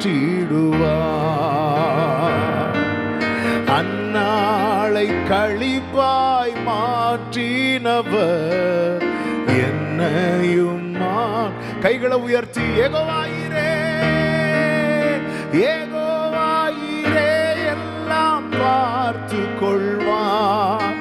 தேவையை நிறைவாக்குவார். கண்ணீரை துருத்தியில் எடுத்து வைத்து ஏற்றதாய் பலன் தருவார். அந்நாளை களிப்பாய் மாற்றினவர் என்னையும் மாற்றிடுவோம். நம்ம பிள்ளைங்க ஆண்டவரை தேடுறாங்கன்னு தெரிஞ்சிட்டுனா நம்ம இருதயத்தில் ஒரு நிம்மதி, ஒரு சமாதானம் வந்துடும். இன்னும் ஆபிரகாமுக்கு என்ன பிளான் தெரியாது. ஆனா பையன் ஆட்டுக்குட்டி எங்கப்பா, கர்த்தர் பார்த்து கொள்வார்னு சொன்ன அந்த வார்த்தையை நம்பி ஈசாக்கு தலையில் இருக்கிற பாரத்தை சுமந்து கொண்டு போகிறான். இந்த தகப்பன் எப்படி ரசிச்சிருப்பான் தெரியுமா?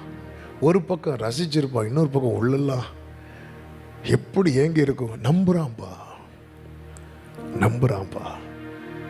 ஆமென், நம்புறான். சில பெற்றோர் வெளியே போகும்போது பிள்ளைங்க கேட்பாங்க, அப்பா சாக்லேட் நான் வரும்போது வாங்கிட்டு வரேன்னு சொல்லுவாங்க. ஆமென். எத்தனை பெற்றோர் சாக்லேட் வாங்காமல் வீட்டுக்கு வந்துட்டு, ஐயோ பிள்ளைகிட்ட நான் வரும்போது வாங்கிட்டு வரேன்னு சொன்னேனே அப்படி சொல்லிட்டு திரும்ப வண்டி எடுத்துகிட்டு போய் வாங்கிட்டு வந்து கொடுக்குற பெற்றோர் இருக்கிறாங்க. பொல்லாதவர்களாகிய நீங்களே அப்படி தான் இருக்கும். நீங்கள் என்ன தான் பிள்ளைக்கு செஞ்சாலும் பைபிள் என்ன தெரியுமா சொல்லுது? பொல்லாதவர்களாகிய நீங்களே அப்படி தான் இருக்கும். ஆமென். நல்ல தகப்பன். அதாவது ஈசாக்கை பார்த்து, அவனை பார்த்து கர்த்தர் பார்த்து கொள்வான்னு சொல்லிட்டு ஈசாக்கு அதையும் நம்பி போகிறான். ஆபிரகாம் சொன்ன வாக்கை நம்பி ஈசாக்கு போகிறான். கர்த்தர் சொன்ன வாக்கை நம்பி ஆபிரகாம் போகிறான். கர்த்தர் சொன்ன வாக்கை நம்பி நீங்கள் பயணிக்க ஆரம்பிச்சிட்டிங்கன்னா உங்கள் வார்த்தையை நம்பி உங்கள் பிள்ளைகளும் நடக்க ஆரம்பிப்பாங்க. ஆமென். ஹல்லேலூயா. இப்போ மோரியா மேலே வந்தாச்சு. அங்கு ஏற்கனவே பலிபீடம் கட்டப்படவில்லை. ஆபிரகாம் ஒரு லோடு கல்லை கொண்டு வந்து இறக்கல. இனி பலிபீடம் கட்டணும். ஏன்னா பலி செலுத்த சொல்லியிருக்கார், தகன பலி செலுத்த சொல்லியிருக்கிறார். பலிபீடம் கட்டணும். யார் பலிபீடம் கட்டினா? ஆபிரகாமும் ஈசாக்கும். ஒவ்வொரு கல்லா எடுத்து வச்சிருப்பான். அங்கே மலை அல்லவா, அங்கெங்கே கல் கிடக்கும். ஆபிரகாம் சொல்லுவார், ஈசாக் நீ அந்த பக்கத்துலேருந்து கல் எடுத்துட்டு வா, இந்த பக்கத்துலேருந்து கல் எடுத்துட்டு வா. ஒவ்வொரு கல்லா எடுத்து வைக்கிறாங்க. ஆபிரகாமுக்கு அடுத்த சீன் ஆபிரகாம் நினைச்சாலே ஆபிரகாமுக்கு நெஞ்சு வலிக்கும். ஆனால் அடுத்த சீன் என்னன்னு ஈசாக்குக்கு தெரியாமல் ஈசாக்கு கல் எடுத்து வைக்கிறான். தகப்பன் தெரிந்து கல்லை வைக்கிறான். பையன் தெரியாமல் கல் எடுத்து வைக்கிறான். நம்ம லைஃப்பில் தெரியாமல் ஒவ்வொரு காரியமும் நம்ம எடுத்து வைக்கும்போது எல்லாம் தெரிந்து நம்ம கூட சேர்ந்து ஒருத்தர் அதை செய்து கொண்டிருக்கிறார். அவர் தான் நம்முடைய தகப்பன். ஹல்லேலூயா. அடுத்து என்ன அப்படின்னு ஆபிரகாமுக்கு தெரியும், அடுத்து என்ன அப்படின்னு ஈசாக்குக்கு தெரியாது. ஆனால் அப்பா செய்ய சொன்னார், நான் செய்கிறேன். அப்பாவும் என் கூட சேர்ந்து செஞ்சிட்டு இருக்கிறார். இதுதான் தகப்பன் பிள்ளையுடைய உறவு. எனக்கு அடுத்து என்னன்னு தெரியாது, ஆனால் எங்கள் அப்பாவுக்கு தெரியும் அடுத்து என்னன்னு. எனக்கு ஒரு தகப்பன் இருக்கிறார். மனதார அப்பா என்று அழைக்கிற புத்திர ஸ்வீகாரத்தை அவர் எனக்கு கொடுத்திருக்கிறார். எனக்கு தெரியாது வாட் இஸ் நெக்ஸ்ட், ஆனால் எனக்கு நன்றாய் தெரியும், அவருக்கு தெரியும் அடுத்து என்னன்னு. ஆமேன் சொல்லுங்க பார்க்கலாம். ஒவ்வொரு கல்லா எடுத்து வைக்கிறாங்க. மினிமம் ஒரு 2 to 3 hours ஆயிருக்கும் ஒரு பலிபீடம் கட்டுறது. ஒரு 2-3 மணிக்கூர் பலிபீடம் கட்டுறது. ஹல்லேலூயா. ஆமேன். ஆண்டவர் பாருங்க, கல்லு போட வைக்கிறார். கல்லெடுத்து வைக்கிறார். கல்லெல்லாம் எடுத்து வச்சாச்சு. ஈசாக்கு கிட்ட மெதுவாக சொல்லியிருப்பார். ஏன்னா அப்பாவும் பையனும் மட்டும்தான் இருக்கிறாங்க. வேலைக்காரங்க மலையடிவாரத்தில் இருக்கிறாங்க. ஈசாக்குக்கு குறையாம 20 to 30 வயசு இருக்கும். சிலர் சொல்கிறாங்க 30 வயசுன்னு சொல்கிறாங்க, சிலர் 33 வயசுன்னு சொல்கிறாங்க. ஜீசஸோட கம்பேர் பண்ணி சொல்லும்போது 33ன்னு சொல்கிறாங்க. எப்படி இருந்துட்டு போட்டோம், மினிமம் 20 வயசு. ஏன்னா இந்த ஈசாக்கு தலையில் எதை தூக்கிட்டு போகிறாரு தெரியுமா? மலை கீழே இருந்து விறக தலையில் வச்சு மலை மேலே வர கொண்டு போகிறாரு. அப்போது ஒரு யங் ஸ்டேஜ், ஒரு வாலிபன். அப்போ ஈசாக்குக்கு 20 வயசுனா ஆபிரகாமுக்கு எவ்வளோ வயசு இருக்கும்? 120 வயசு. கரெக்ட், 120 வயசு. ஆமேன். 20 வயசு வாலிபனுக்கு பலம் ஜாஸ்தியா, 120 வயசு தாத்தாக்கு பலம் ஜாஸ்தியா? அப்போ வலுக்கட்டாயமாக ஈசாக்கு கையை காலை பிடிச்சி கட்ட முடியாது. மகனே அப்படி சொல்லிட்டு கத்தியவங்கன்னா ஒருவேளை கண்ணு கூட எடுப்பான், தெரியாது. அவன் வலுக்கட்டாயமாக கையை காலை பிடிச்சி கட்ட முடியாது. அந்த இடத்துல போய் என்ன நடந்திருக்கும்? சிம்பிள். ஆபிரகாம் சொல்லியிருப்பார், மகனே எல்லாம் ரைட்டுப்பா, விறகு அடுக்கியாச்சு, ஒன்றை தான் பலி செலுத்த சொன்னார். ஆமென். ஈசாக்கு உடனே கீழ்ப்படிந்தான். கர்த்தருடைய சொல்லுக்கு ஆபிரகாம் உடனே கீழ்ப்படிந்தான். ஆபிரகாம் சொல்லுக்கு ஈசாக்கு உடனே கீழ்ப்படிந்தான். பெற்றோரே, நீங்கள் கர்த்தருக்கு உடனே கீழ்ப்படிந்தால் உங்கள் பிள்ளைகள் உங்களுக்கு உடனே கீழ்ப்படிவார்கள். ஒரே ஒரு ஆமேன் வருது. ஹல்லேலூயா. ஆமென். என் பிள்ளை கீழ்ப்படியவே மாட்டேங்கிறான். ஆமென். ஆண்டவருடைய பார்ப்பார். இதுதான் நான் இத்தனை வருஷமாக உன்னை பார்த்து சொல்லிகிட்டே இருக்கிறேன். ஆமென். இல்லைன்னா அதனால தான் நம்மக்கிட்ட சொல்லவே இல்லை பலி செலுத்துன்னு. ஆமென். அவன் பலி மாறி நடக்கும், என்ன வேணாலும் நடக்கும். ஆமென். பாருங்க, உடனே உடனே உடனே உடனே கீழ்ப்படிதல். ஆமென். நல்ல நல்ல நல்ல நல்ல நற்கிரியைகளை விதைப்போம், தலைமுறை இடத்துல அது வெளிப்படும். ஹல்லேலூயா. ஒரு ஆமென் சொல்லுங்க பார்க்கலாம். கர்த்தருக்கு மகிமை உண்டாகும். இல்லைன்னு வைங்களேன், அப்பாவுக்கு கண்ணு தெரியாத அப்பாவை யாக்கோபை ஏமாத்தினார் வஸ்திரத்தை வச்சு. கண்ணு தெரிஞ்ச யாக்கோபை பிள்ளைங்க ஏமாத்தினாங்க வஸ்திரத்தை வச்சு. ஆமாம். இது இது யாருடைய வஸ்திரம்? யோசேப்புடைய வஸ்திரம். ஆமாம், என் பிள்ளை செத்துட்டான், போச்சு. ஆமாம். எப்படி ரிப்பீட் ஆகுது பார்த்தீங்களா? ஆமாம். கண்ணு தெரியாத அப்பாவை யாக்கோபை ஏமாத்தினான். கண்ணு தெரிஞ்ச யாக்கோபை மாமனார் ஏமாத்தினார். பொழுது விடிந்து பார்த்தபோது மேக்கப் கலைந்தது. ஆண்டவரை தெரியாமல் கட்டிட்டேனே, ஆண்டவரை தெரியாமல் கட்டிட்டேன். ஃபோட்டோவில் இது இல்லையே, டிஸ்பிளேயில் இருந்தது வேறு, வாங்கினது வேறு. சில ஆன்லைனில் ஆர்டர் பண்ணுவாங்க தெரியுமா? ஆமென். பொழுது விடிந்த போது எல்லாம் போனது. உண்மையில் அவன் வாழ்க்கையில் பொழுது விடிஞ்சுதுன்னு நினச்சான். எல்லாம் போச்சு. நம்ம எதை விதைக்கிறோமோ அதான் இருக்கிறோம். எகிப்துக்கு போகும்போது, ஆமென், பஞ்சகாலத்தில் எகிப்துக்கு போயிட்டு வரும்போது ஆபிரகாம் போய் சொன்னான், என் சகோதரின்னு. அதே காரியம் ஈசாக்குன்னு சொல்கிறாரு, என் சகோதரின்னு. ஆமென். சில காரியங்கள் அப்படி ரிப்பீட் ஆகும், நீங்கள் பார்த்தீங்கன்னா தெரியும். ஆமென். ஆபிரகாம் பாருங்க, ஈசாக்கு பலிபீடத்தில் கடத்தியாச்சு. இப்போ நான் உங்ககிட்ட ஒரு கேள்வி கேட்குறேன், அங்கே ஈசாக்க பலி செலுத்தினானா இல்லையா?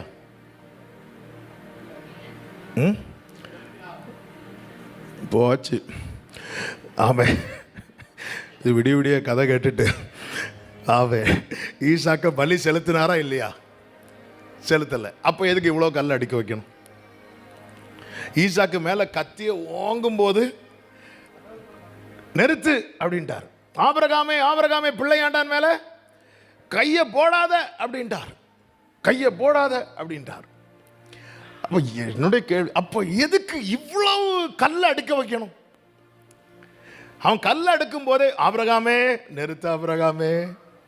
ஏன்னா கல்லை அடுக்கி ஒரு பலிபீடம் கட்டுறது என்பது சாதாரண கடை. கத்தியை ஓங்கி வெட்டுறது ஈஸி. கத்தியை ஓங்கிட்டு அப்படியே இறக்கணும், யோசிக்க கூடாது. அந்த அந்த அந்த ஃபியூ செகண்ட்ஸுக்குள்ள அந்த கத்தியை இறக்கணும். இப்படி ஓங்கிட்டு அப்படியே குத்தி இப்படி கிழிக்கணும். அப்போதான் வெட்டுப்படும். அப்போதான் 2 துண்டா கிழியும். ஆனால் கல் எடுக்கிறது அப்படி கிடையாது. ஒவ்வொரு கல்லா ஒவ்வொரு இடத்துலேருந்து பொறுக்கிட்டு வரணும். ஒவ்வொரு இடத்துலேருந்து பொறுக்கிட்டு வந்து அது பலிபீடமாக அங்கே அமைக்கணும். எல்லா கல்லெல்லாம் கொண்டு வந்து போடும்போது அமைதியாக உக்காந்துட்டு, ஆமாம், கோங்கி குத்தலான்னு வரும்போது ஸ்டாப் அப்படின்ட்டார். ஆண்டவரே, என்ன ஆண்டவர், ஒன்றுமே புரிய மாட்டேங்குது ஆண்டவரே. அப்போ இந்த இடத்துல ஏன் ஆண்டவரை நீங்கள் ஆபிரகாம இப்படி ஒரு பலிபீடம் கட்ட வைத்தீங்க அப்படின்னா, பின்னாட்களுக்காக ஆண்டவருடைய ஃபியூச்சர் பிளானுக்காக கர்த்தர் ஆபிரகாமை வைத்து அஸ்திபாரம் போட வைத்தார். என்ன ஃபியூச்சர் பிளான்? 2 நாளாகமம் 3வது அதிகாரத்தின் 1வது வசனத்திலே சொல்லப்பட்டிருக்கிறது. ஆமென். 2 Chronicles chapter 3 verse 1. 2 நாளாகமம் 3:1 வாசிங்களா? பின்பு சாலமோன் எருசலேமிலே தன் தகப்பனாகிய தாவீதுக்கு காண்பிக்கப்பட்ட மோரியா என்னும் மலையில், கரங்களை உயர்த்தி ஒரு ஹalleluya சொல்லலாமா? பின் நாட்களிலே அந்த இடத்துல சாலமோன் ஒரு பெரிய ஆலயத்தை கட்ட போறார். அந்த ஆலயத்தில் தேவ மகிமை இறங்க போகுது. திரளான ஆசாரியர்கள் அங்க கூடி ஆராதிக்க போகிறார்கள். திரளான ஜனங்கள் கூடி ஆராதிக்க போகிறார்கள். இந்த காரியத்துக்காக அப்படியே திரும்பி பார்க்கும்போது ஆபிரகாமை வைத்து கர்த்தர் அஸ்திபாரம் போட வைத்தார். கரங்களை உயர்த்தி ஒரு ஹalleluya சொல்லலாமா? ஆமென். நாளைக்கு பின் பின் நாட்களிலே ஒரு சந்ததி எழும்பும், அது ஆண்டவருடைய சந்ததி எனப்படும். அந்த சந்ததி ஆலயம் கட்டி கர்த்தரை துதிக்கிற காரியத்துக்கு கர்த்தர் ஆபிரகாமை வைத்து அஸ்திபாரம் போட வைத்தார். இன்னைக்கு ராத்திரி வேளையிலே சிலரோடு கர்த்தர் தீர்க்க தரிசனமாய் சொல்லுகிற வார்த்தை இதுதான். சில செயல்கள் உனக்கு புரியாது, ஆனா தலைமுறைக்காக கர்த்தர் உன்னை கொண்டு சில காரியங்களுக்கு அஸ்திபாரம் போட வைத்திருக்கிறார். நம்புறவங்க மட்டும் கரங்களை தட்டி ஆமென் சொல்லுங்க பார்க்கலாம். ஆமென். தலைமுறைக்காக ஆமென். கர்த்தர் உங்களை கொண்டு சில காரியங்களுக்கு அஸ்திபாரம் போட வைத்திருப்பார். யாக்கோபு தனக்காக அழுதது ஒரு இரவு, ஆனா தலைமுறைக்காக அழுதது 22 வருஷம். ஹல்லேலூயா. ஆமா, சில காரியத்துக்காக நம்ம கொஞ்ச நேரம் தான் அழுதுருப்போம், ஆனா சில காரியத்துக்காக ரொம்ப அழ வைப்பார். தெரியுமா? அது எதற்கு தெரியுமா? யோசேப்பை குறித்து வேதம் சொல்லுகிறது, யோசேப்பு கனித்தரும் செடி. எகிப்தில் அந்த செடியை வளர்றதுக்காக இங்கிருந்து யாக்கோபு அழ வச்சார். பார்த்தீங்களா? ஆமா, நம்ம நினைக்கிறோம் என் கண் என்ன இப்படி அழ வைக்கிறாரேன்னு. அது கண்ணீர் மட்டுமல்ல, உன் தலைமுறை வளர்ப்பதற்கான தண்ணீரும் அதுதான். ஹல்லேலூயா. நமக்கு இப்போ புரியாது, நிறைய காரியத்துக்கு அஸ்திபாரம் போட வைத்திருப்பார். ஆமென். இன்றைக்கு மினிஸ்ட்ரியில் கிருபையினால சொல்றேன், நாங்க பார்க்கிற பல காரியங்களுக்கு என் தகப்பனை வைத்து தேவன் அஸ்திபாரம் போட்டார். ஹல்லேலூயா. அதே போல நான் நம்பி சொல்லுவேன், அடுத்த தலைமுறைக்காக அநேக காரியங்களுக்கு கர்த்தர் அஸ்திபாரம் போட வைத்திருக்கிறார். கர்த்தரை நம்புகிறவன், கர்த்தரை விசுவாசிக்கிறவன் பதறான். ஹல்லேலூயா. அளவுக்கு மிஞ்சி அள வைக்கிறாரா ஆண்டவரே? என்ன ஆண்டவரே, புரியல ஆண்டவரே. ஆமென். அன்று ஆமென், ஏசா 20 வருட பிரச்சனை ஆமென் என் லைஃப்ல மாறுறதுக்கு ஒரு நைட்டு தானே அழுதேன், ஆனா இப்பொழுது நான் அழுது கொண்டே இருக்கிறேனே, என்ன அழ வைத்து கொண்டே இருக்கிறீரே. தலைமுறைக்கான அஸ்திபாரம். என் ஆண்டவர் ஒருபோது தீமை செய்கிறவர் அல்ல. அவருடைய தீர்மானத்தின்படி அழைக்கப்பட்டவர்களாய் அவரிடத்தில் அன்பு கூறுகிறவர்களுக்கு வலது கரத்தை உயர்த்தி சத்தமா ஆமென் சொல்லுங்க பார்க்கலாம். சகலமும் நன்மைக்கு ஏதுவாய். எனவேதான் சில கண்ணீரின் பாதையில் நடக்கும்போது சோர்ந்து பின்வாங்கி விடாதே, முறுமுறுத்து விடாதே. ஏன் என்று கேள்வி கேட்காதே. உன்னுடைய பின் நாட்களில், உபாகமம் 8:15, உன்னுடைய பின் நாட்களில் உனக்கு நன்மை செய்யும் பொருட்டு உன்னை சிறுமைப்படுத்தி உன்னை சோதிக்கிறார். ஹல்லேலூயா. டி மேஜர் கொடுங்களேன். உன்னுடைய பின் நாட்களிலே உனக்கு நன்மை செய்யும் பொருட்டு. ஹல்லேலூயா. எதை நினைத்தும் நீ கலங்காதே மனமே, யெகோவா தேவன் உன்னை நடத்தி செல்வா. யெகோவா தேவன் உன்னை நடத்தி செல்வா. சாலமோன் எந்த இடத்துல ஆலயம் கேட்டானோ அதே லெவல் அப்படி அப்படின்னு கேட்டான். அதுக்கு பின்னாடி ஒரு சரித்திரம் உண்டு. தாவீதின் கண்ணீர் உண்டு. அதுல இன்னும் பிளாஷ்பேக் போனா, ஆமென், உன் முற்பிதாக்கள் நாட்டின பூர்வ எல்லைக்குறியை மாட்டாதே. இதுக்காக அஸ்திபாரம் போடப்பட்டிருக்கிறது. அன்னைக்கு ஆபிரகாம் அந்த கல் எடுத்து வைக்கும் போது கண்ணீரோடு விதைக்கிறவர்கள் கம்பீரத்தோடு அறுப்பார்கள். சாலமோன் நாட்களில் ஆர்ப்பரிப்பு. என்ன ஆர்ப்பரிப்பு! இன்ஸ்ட்ருமெண்ட் பிளே பண்றவங்க வரிசையா நிற்கிறாங்க. ஆனா இதே இடத்துல, இதே மோரியா மலையில பல 100 வருடங்களுக்கு முன்பதாக ஒரு அப்பாவும் பையனும் இருந்து ரெண்டே பேர் இன்னைக்கு ஆயிரக்கணக்கானோர் 2 பேர் அஸ்திவாரம் போட்டுட்டு இருக்கிறாங்க.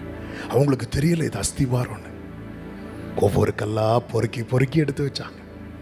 ஒவ்வொரு கல்லா அங்கிருந்து கொண்டு வருவாங்க, இங்கிருந்து கொண்டு வருவாங்க. சகலமும். அதனாலதான் தாவீது ஆலயத்துக்கான பணத்தெல்லாம் சேர்க்க வச்சுட்டு நீ கிளம்புன்ட்டாரு. தலைமுறை எழுதா கெட்ட வைத்தார்.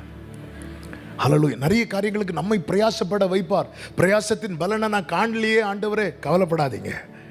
ஒன்று உங்களை பார்க்க வைப்பார், இல்லையா உங்க தலைமுறையை பார்க்க வைப்பார். என் ஆண்டவர் உண்மை உள்ளவர். நல்ல கரங்களை தட்டி ஆமென் சொல்லுங்க பார்க்கலாம். அவர் உண்மை உள்ளவர். அவர் கைவிட மாட்டார், ஒருபோதும் கைவிடா, ஒரு நாளும்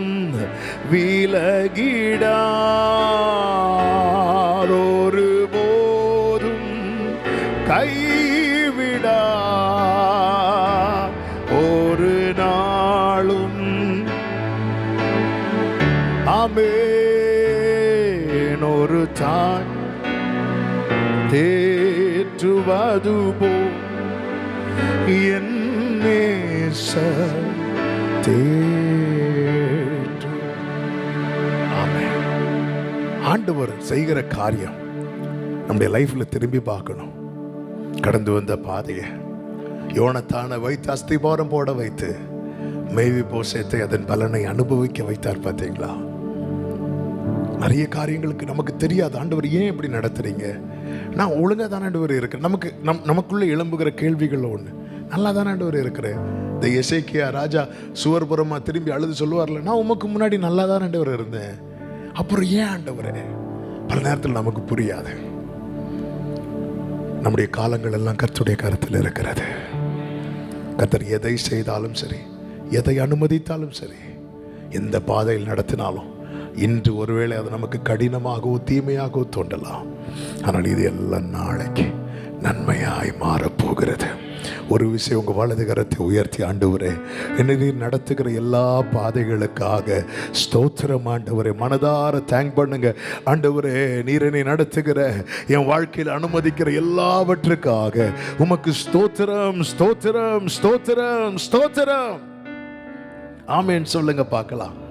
நேரம் போய்விட்டது. 2 காரியத்தை சொல்லி ஜெபிக்கிறேன். 4வதாக, ஆயத்தம் பண்ணினதை நம் கண்கள் காணும்படி செய்ய கர்த்தர் இந்த சோதனை அனுமதிக்கிறார். வேதம் சொல்லுகிறது 13வது வசனத்தில், ஆபிரகாம் தன் கண்களை ஏறெடுத்து பார்க்கும்போது இதோ பின்னாக புதரிலே தன் கொம்புகள் சிக்கிக் கொண்டிருந்த ஒரு ஆட்டுக்கடாவை கண்டான். தேவன் ஆயத்தம் பண்ணினது, தேவன் ஆயத்தம் பண்ணினது. ஈசாக்கு கேட்டது ஆட்டுக்குட்டி, கர்த்தர் கொடுத்தது ஆட்டுக்கடா. வேத கணக்கின்படி பலி செலுத்தப்பட வேண்டிய ஆட்டுக்குட்டியின் வயது 1, ஆட்டுக்கடாவின் வயது 3. ஆபிரகாமுக்கு இந்த சோதனை அனுமதித்து 3 நாள் தான் ஆச்சு. ஆனால் இந்த சோதனைக்கான ரிசல்ட்டு, நன்மையை கர்த்தர் ஆயத்தம் பண்ணி 3 வருஷம் ஆச்சு. ஒரு ஆமேன் சொல்லுங்க பார்க்கலாம். அப்போ தேவன் எனக்கு வாழ்க்கையில் ஒன்று அனுமதிக்க போறார்னா அதுக்கு முன்னாடி எல்லாத்தையும் கர்த்தர் ரெடி பண்ணி வச்சுட்டார். நம்புறவங்க நல்ல கரங்களை தட்டி ஆமேன் சொல்லுங்க பார்க்கலாம். ஹல்லேலூயா. அதனால தான் கர்த்தர் பார்த்து கொள்வார். நம்பிக்கையோட பக்கத்தில் 2 பேர் கையை பிடிச்சு சொல்ல முடியுமா? யெகோவா ஈரே, கர்த்தர் பார்த்து கொள்வார், கர்த்தர் பார்த்து கொள்வார். சத்தமா ஒரு ஆமென் சொல்லுங்க. ஆன்லைன்ல பார்க்கிறவர்கள் இதை அறிக்கை செய், கர்த்தர் பார்த்து கொள்வார். ஆனா ஒரு காரியத்தில் நிச்சயம் இருக்கணும், என்ன தெரியுமா? கர்த்தர் நியமித்த பாதையில தான் நடக்கிறேனா, இதுதான் ரொம்ப முக்கியம். நம்ம இஷ்டத்துக்கு நடந்துட்டு கர்த்தர் பார்த்து கொள்வார்னா ஒன்றும் தெரியல. ஆதாமே நீ எங்கே இருக்கிறாய்? ஆமென். அங்க போயிருந்து கர்த்தர் பார்த்து கொள்வார். கர்த்தர் பார்க்க கூடாது தானே ஒழிச்சிருக்கிற. ஆமென். ஆதாமே நீ எங்கே இரு? அப்படி இல்லை, இது ஆண்டவர் போட்ட ட்ராக். எனக்கு தெரியும் என் ஆண்டவர் லைஃப்ல எது கிடையாது தெரியுமா? தோல்வி கிடையாது. 40 வருஷம் இஸ்ரவேலரை நடத்தினார்ல, ஏதாவது ஒரு இடத்துல ரூட் மாறிட்டு திருப்பி கூட்டு போனாரா? இல்லை. அங்க இடத்துல ஒரு சொல்யூஷனை கர்த்தர் வைத்திருப்பா. என் ஆண்டவர் நல்லவர். ஆயத்தம், கண்களை ஏறெடுத்து. ஆமென். அந்த ஆட்டுக்கடை அங்கதாங்க இருக்கும், அங்கதான் இருக்கும். ஆமாம். ஆனா அதுவரை தெரியாது. ஆகார் பக்கத்துல தான் ஊட்டு இருக்கு, தெரியாது தெரியாது. டைம் வரும், கண்ணை திறப்பார், காண்பித்து தருவார், வேலை வரும். ஒரு ஆமென் சொல்லுங்க. ஆமை. ஆட்டுக்கடாவை முதலே பார்க்கல, செய்ய வேண்டியதை செய்ய வச்சுட்டு தான் பார்க்க வைப்பார்.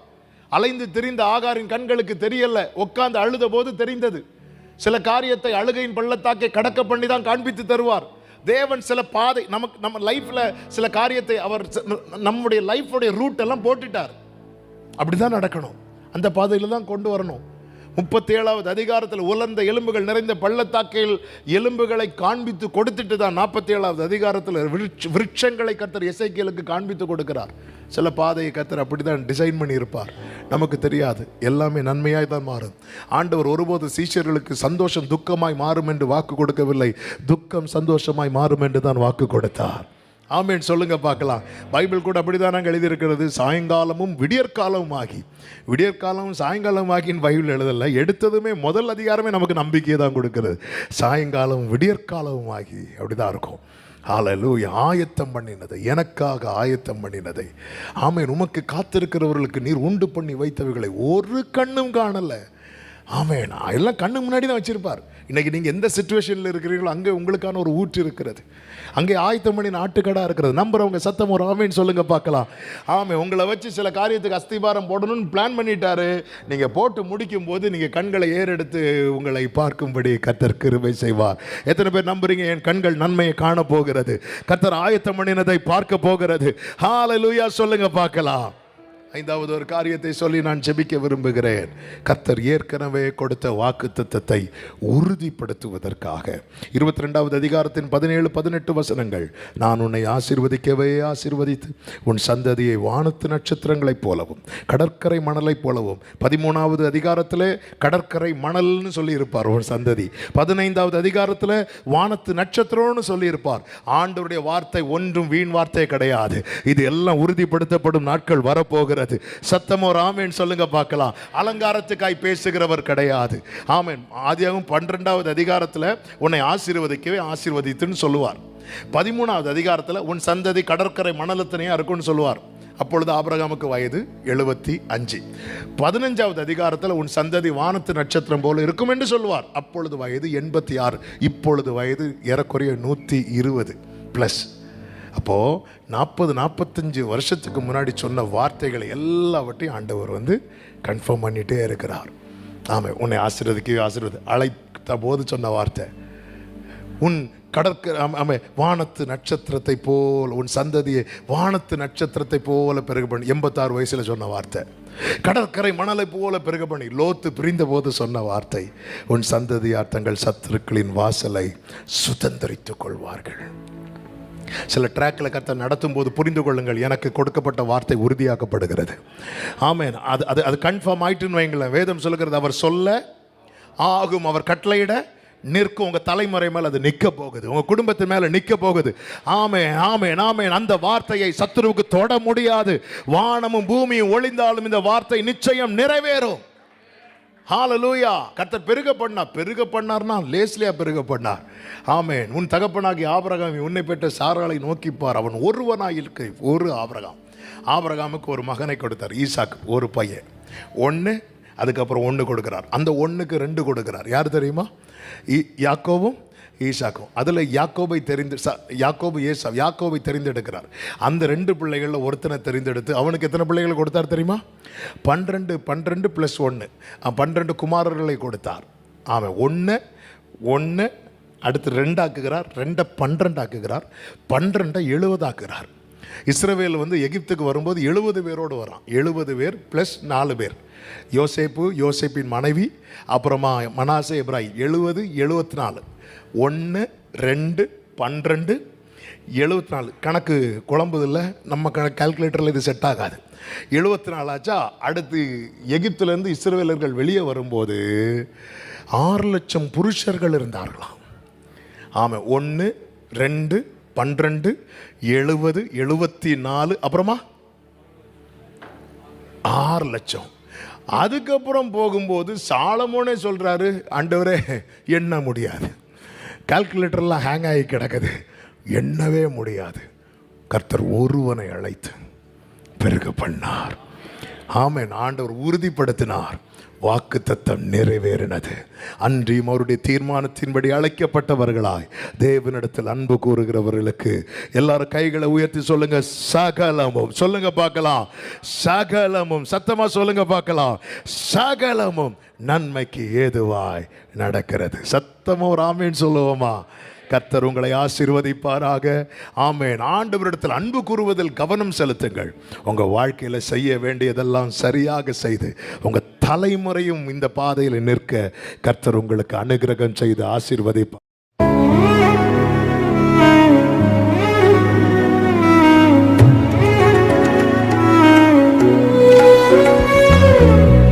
இயேசுவே, இயேசுவே, இயேசுவே.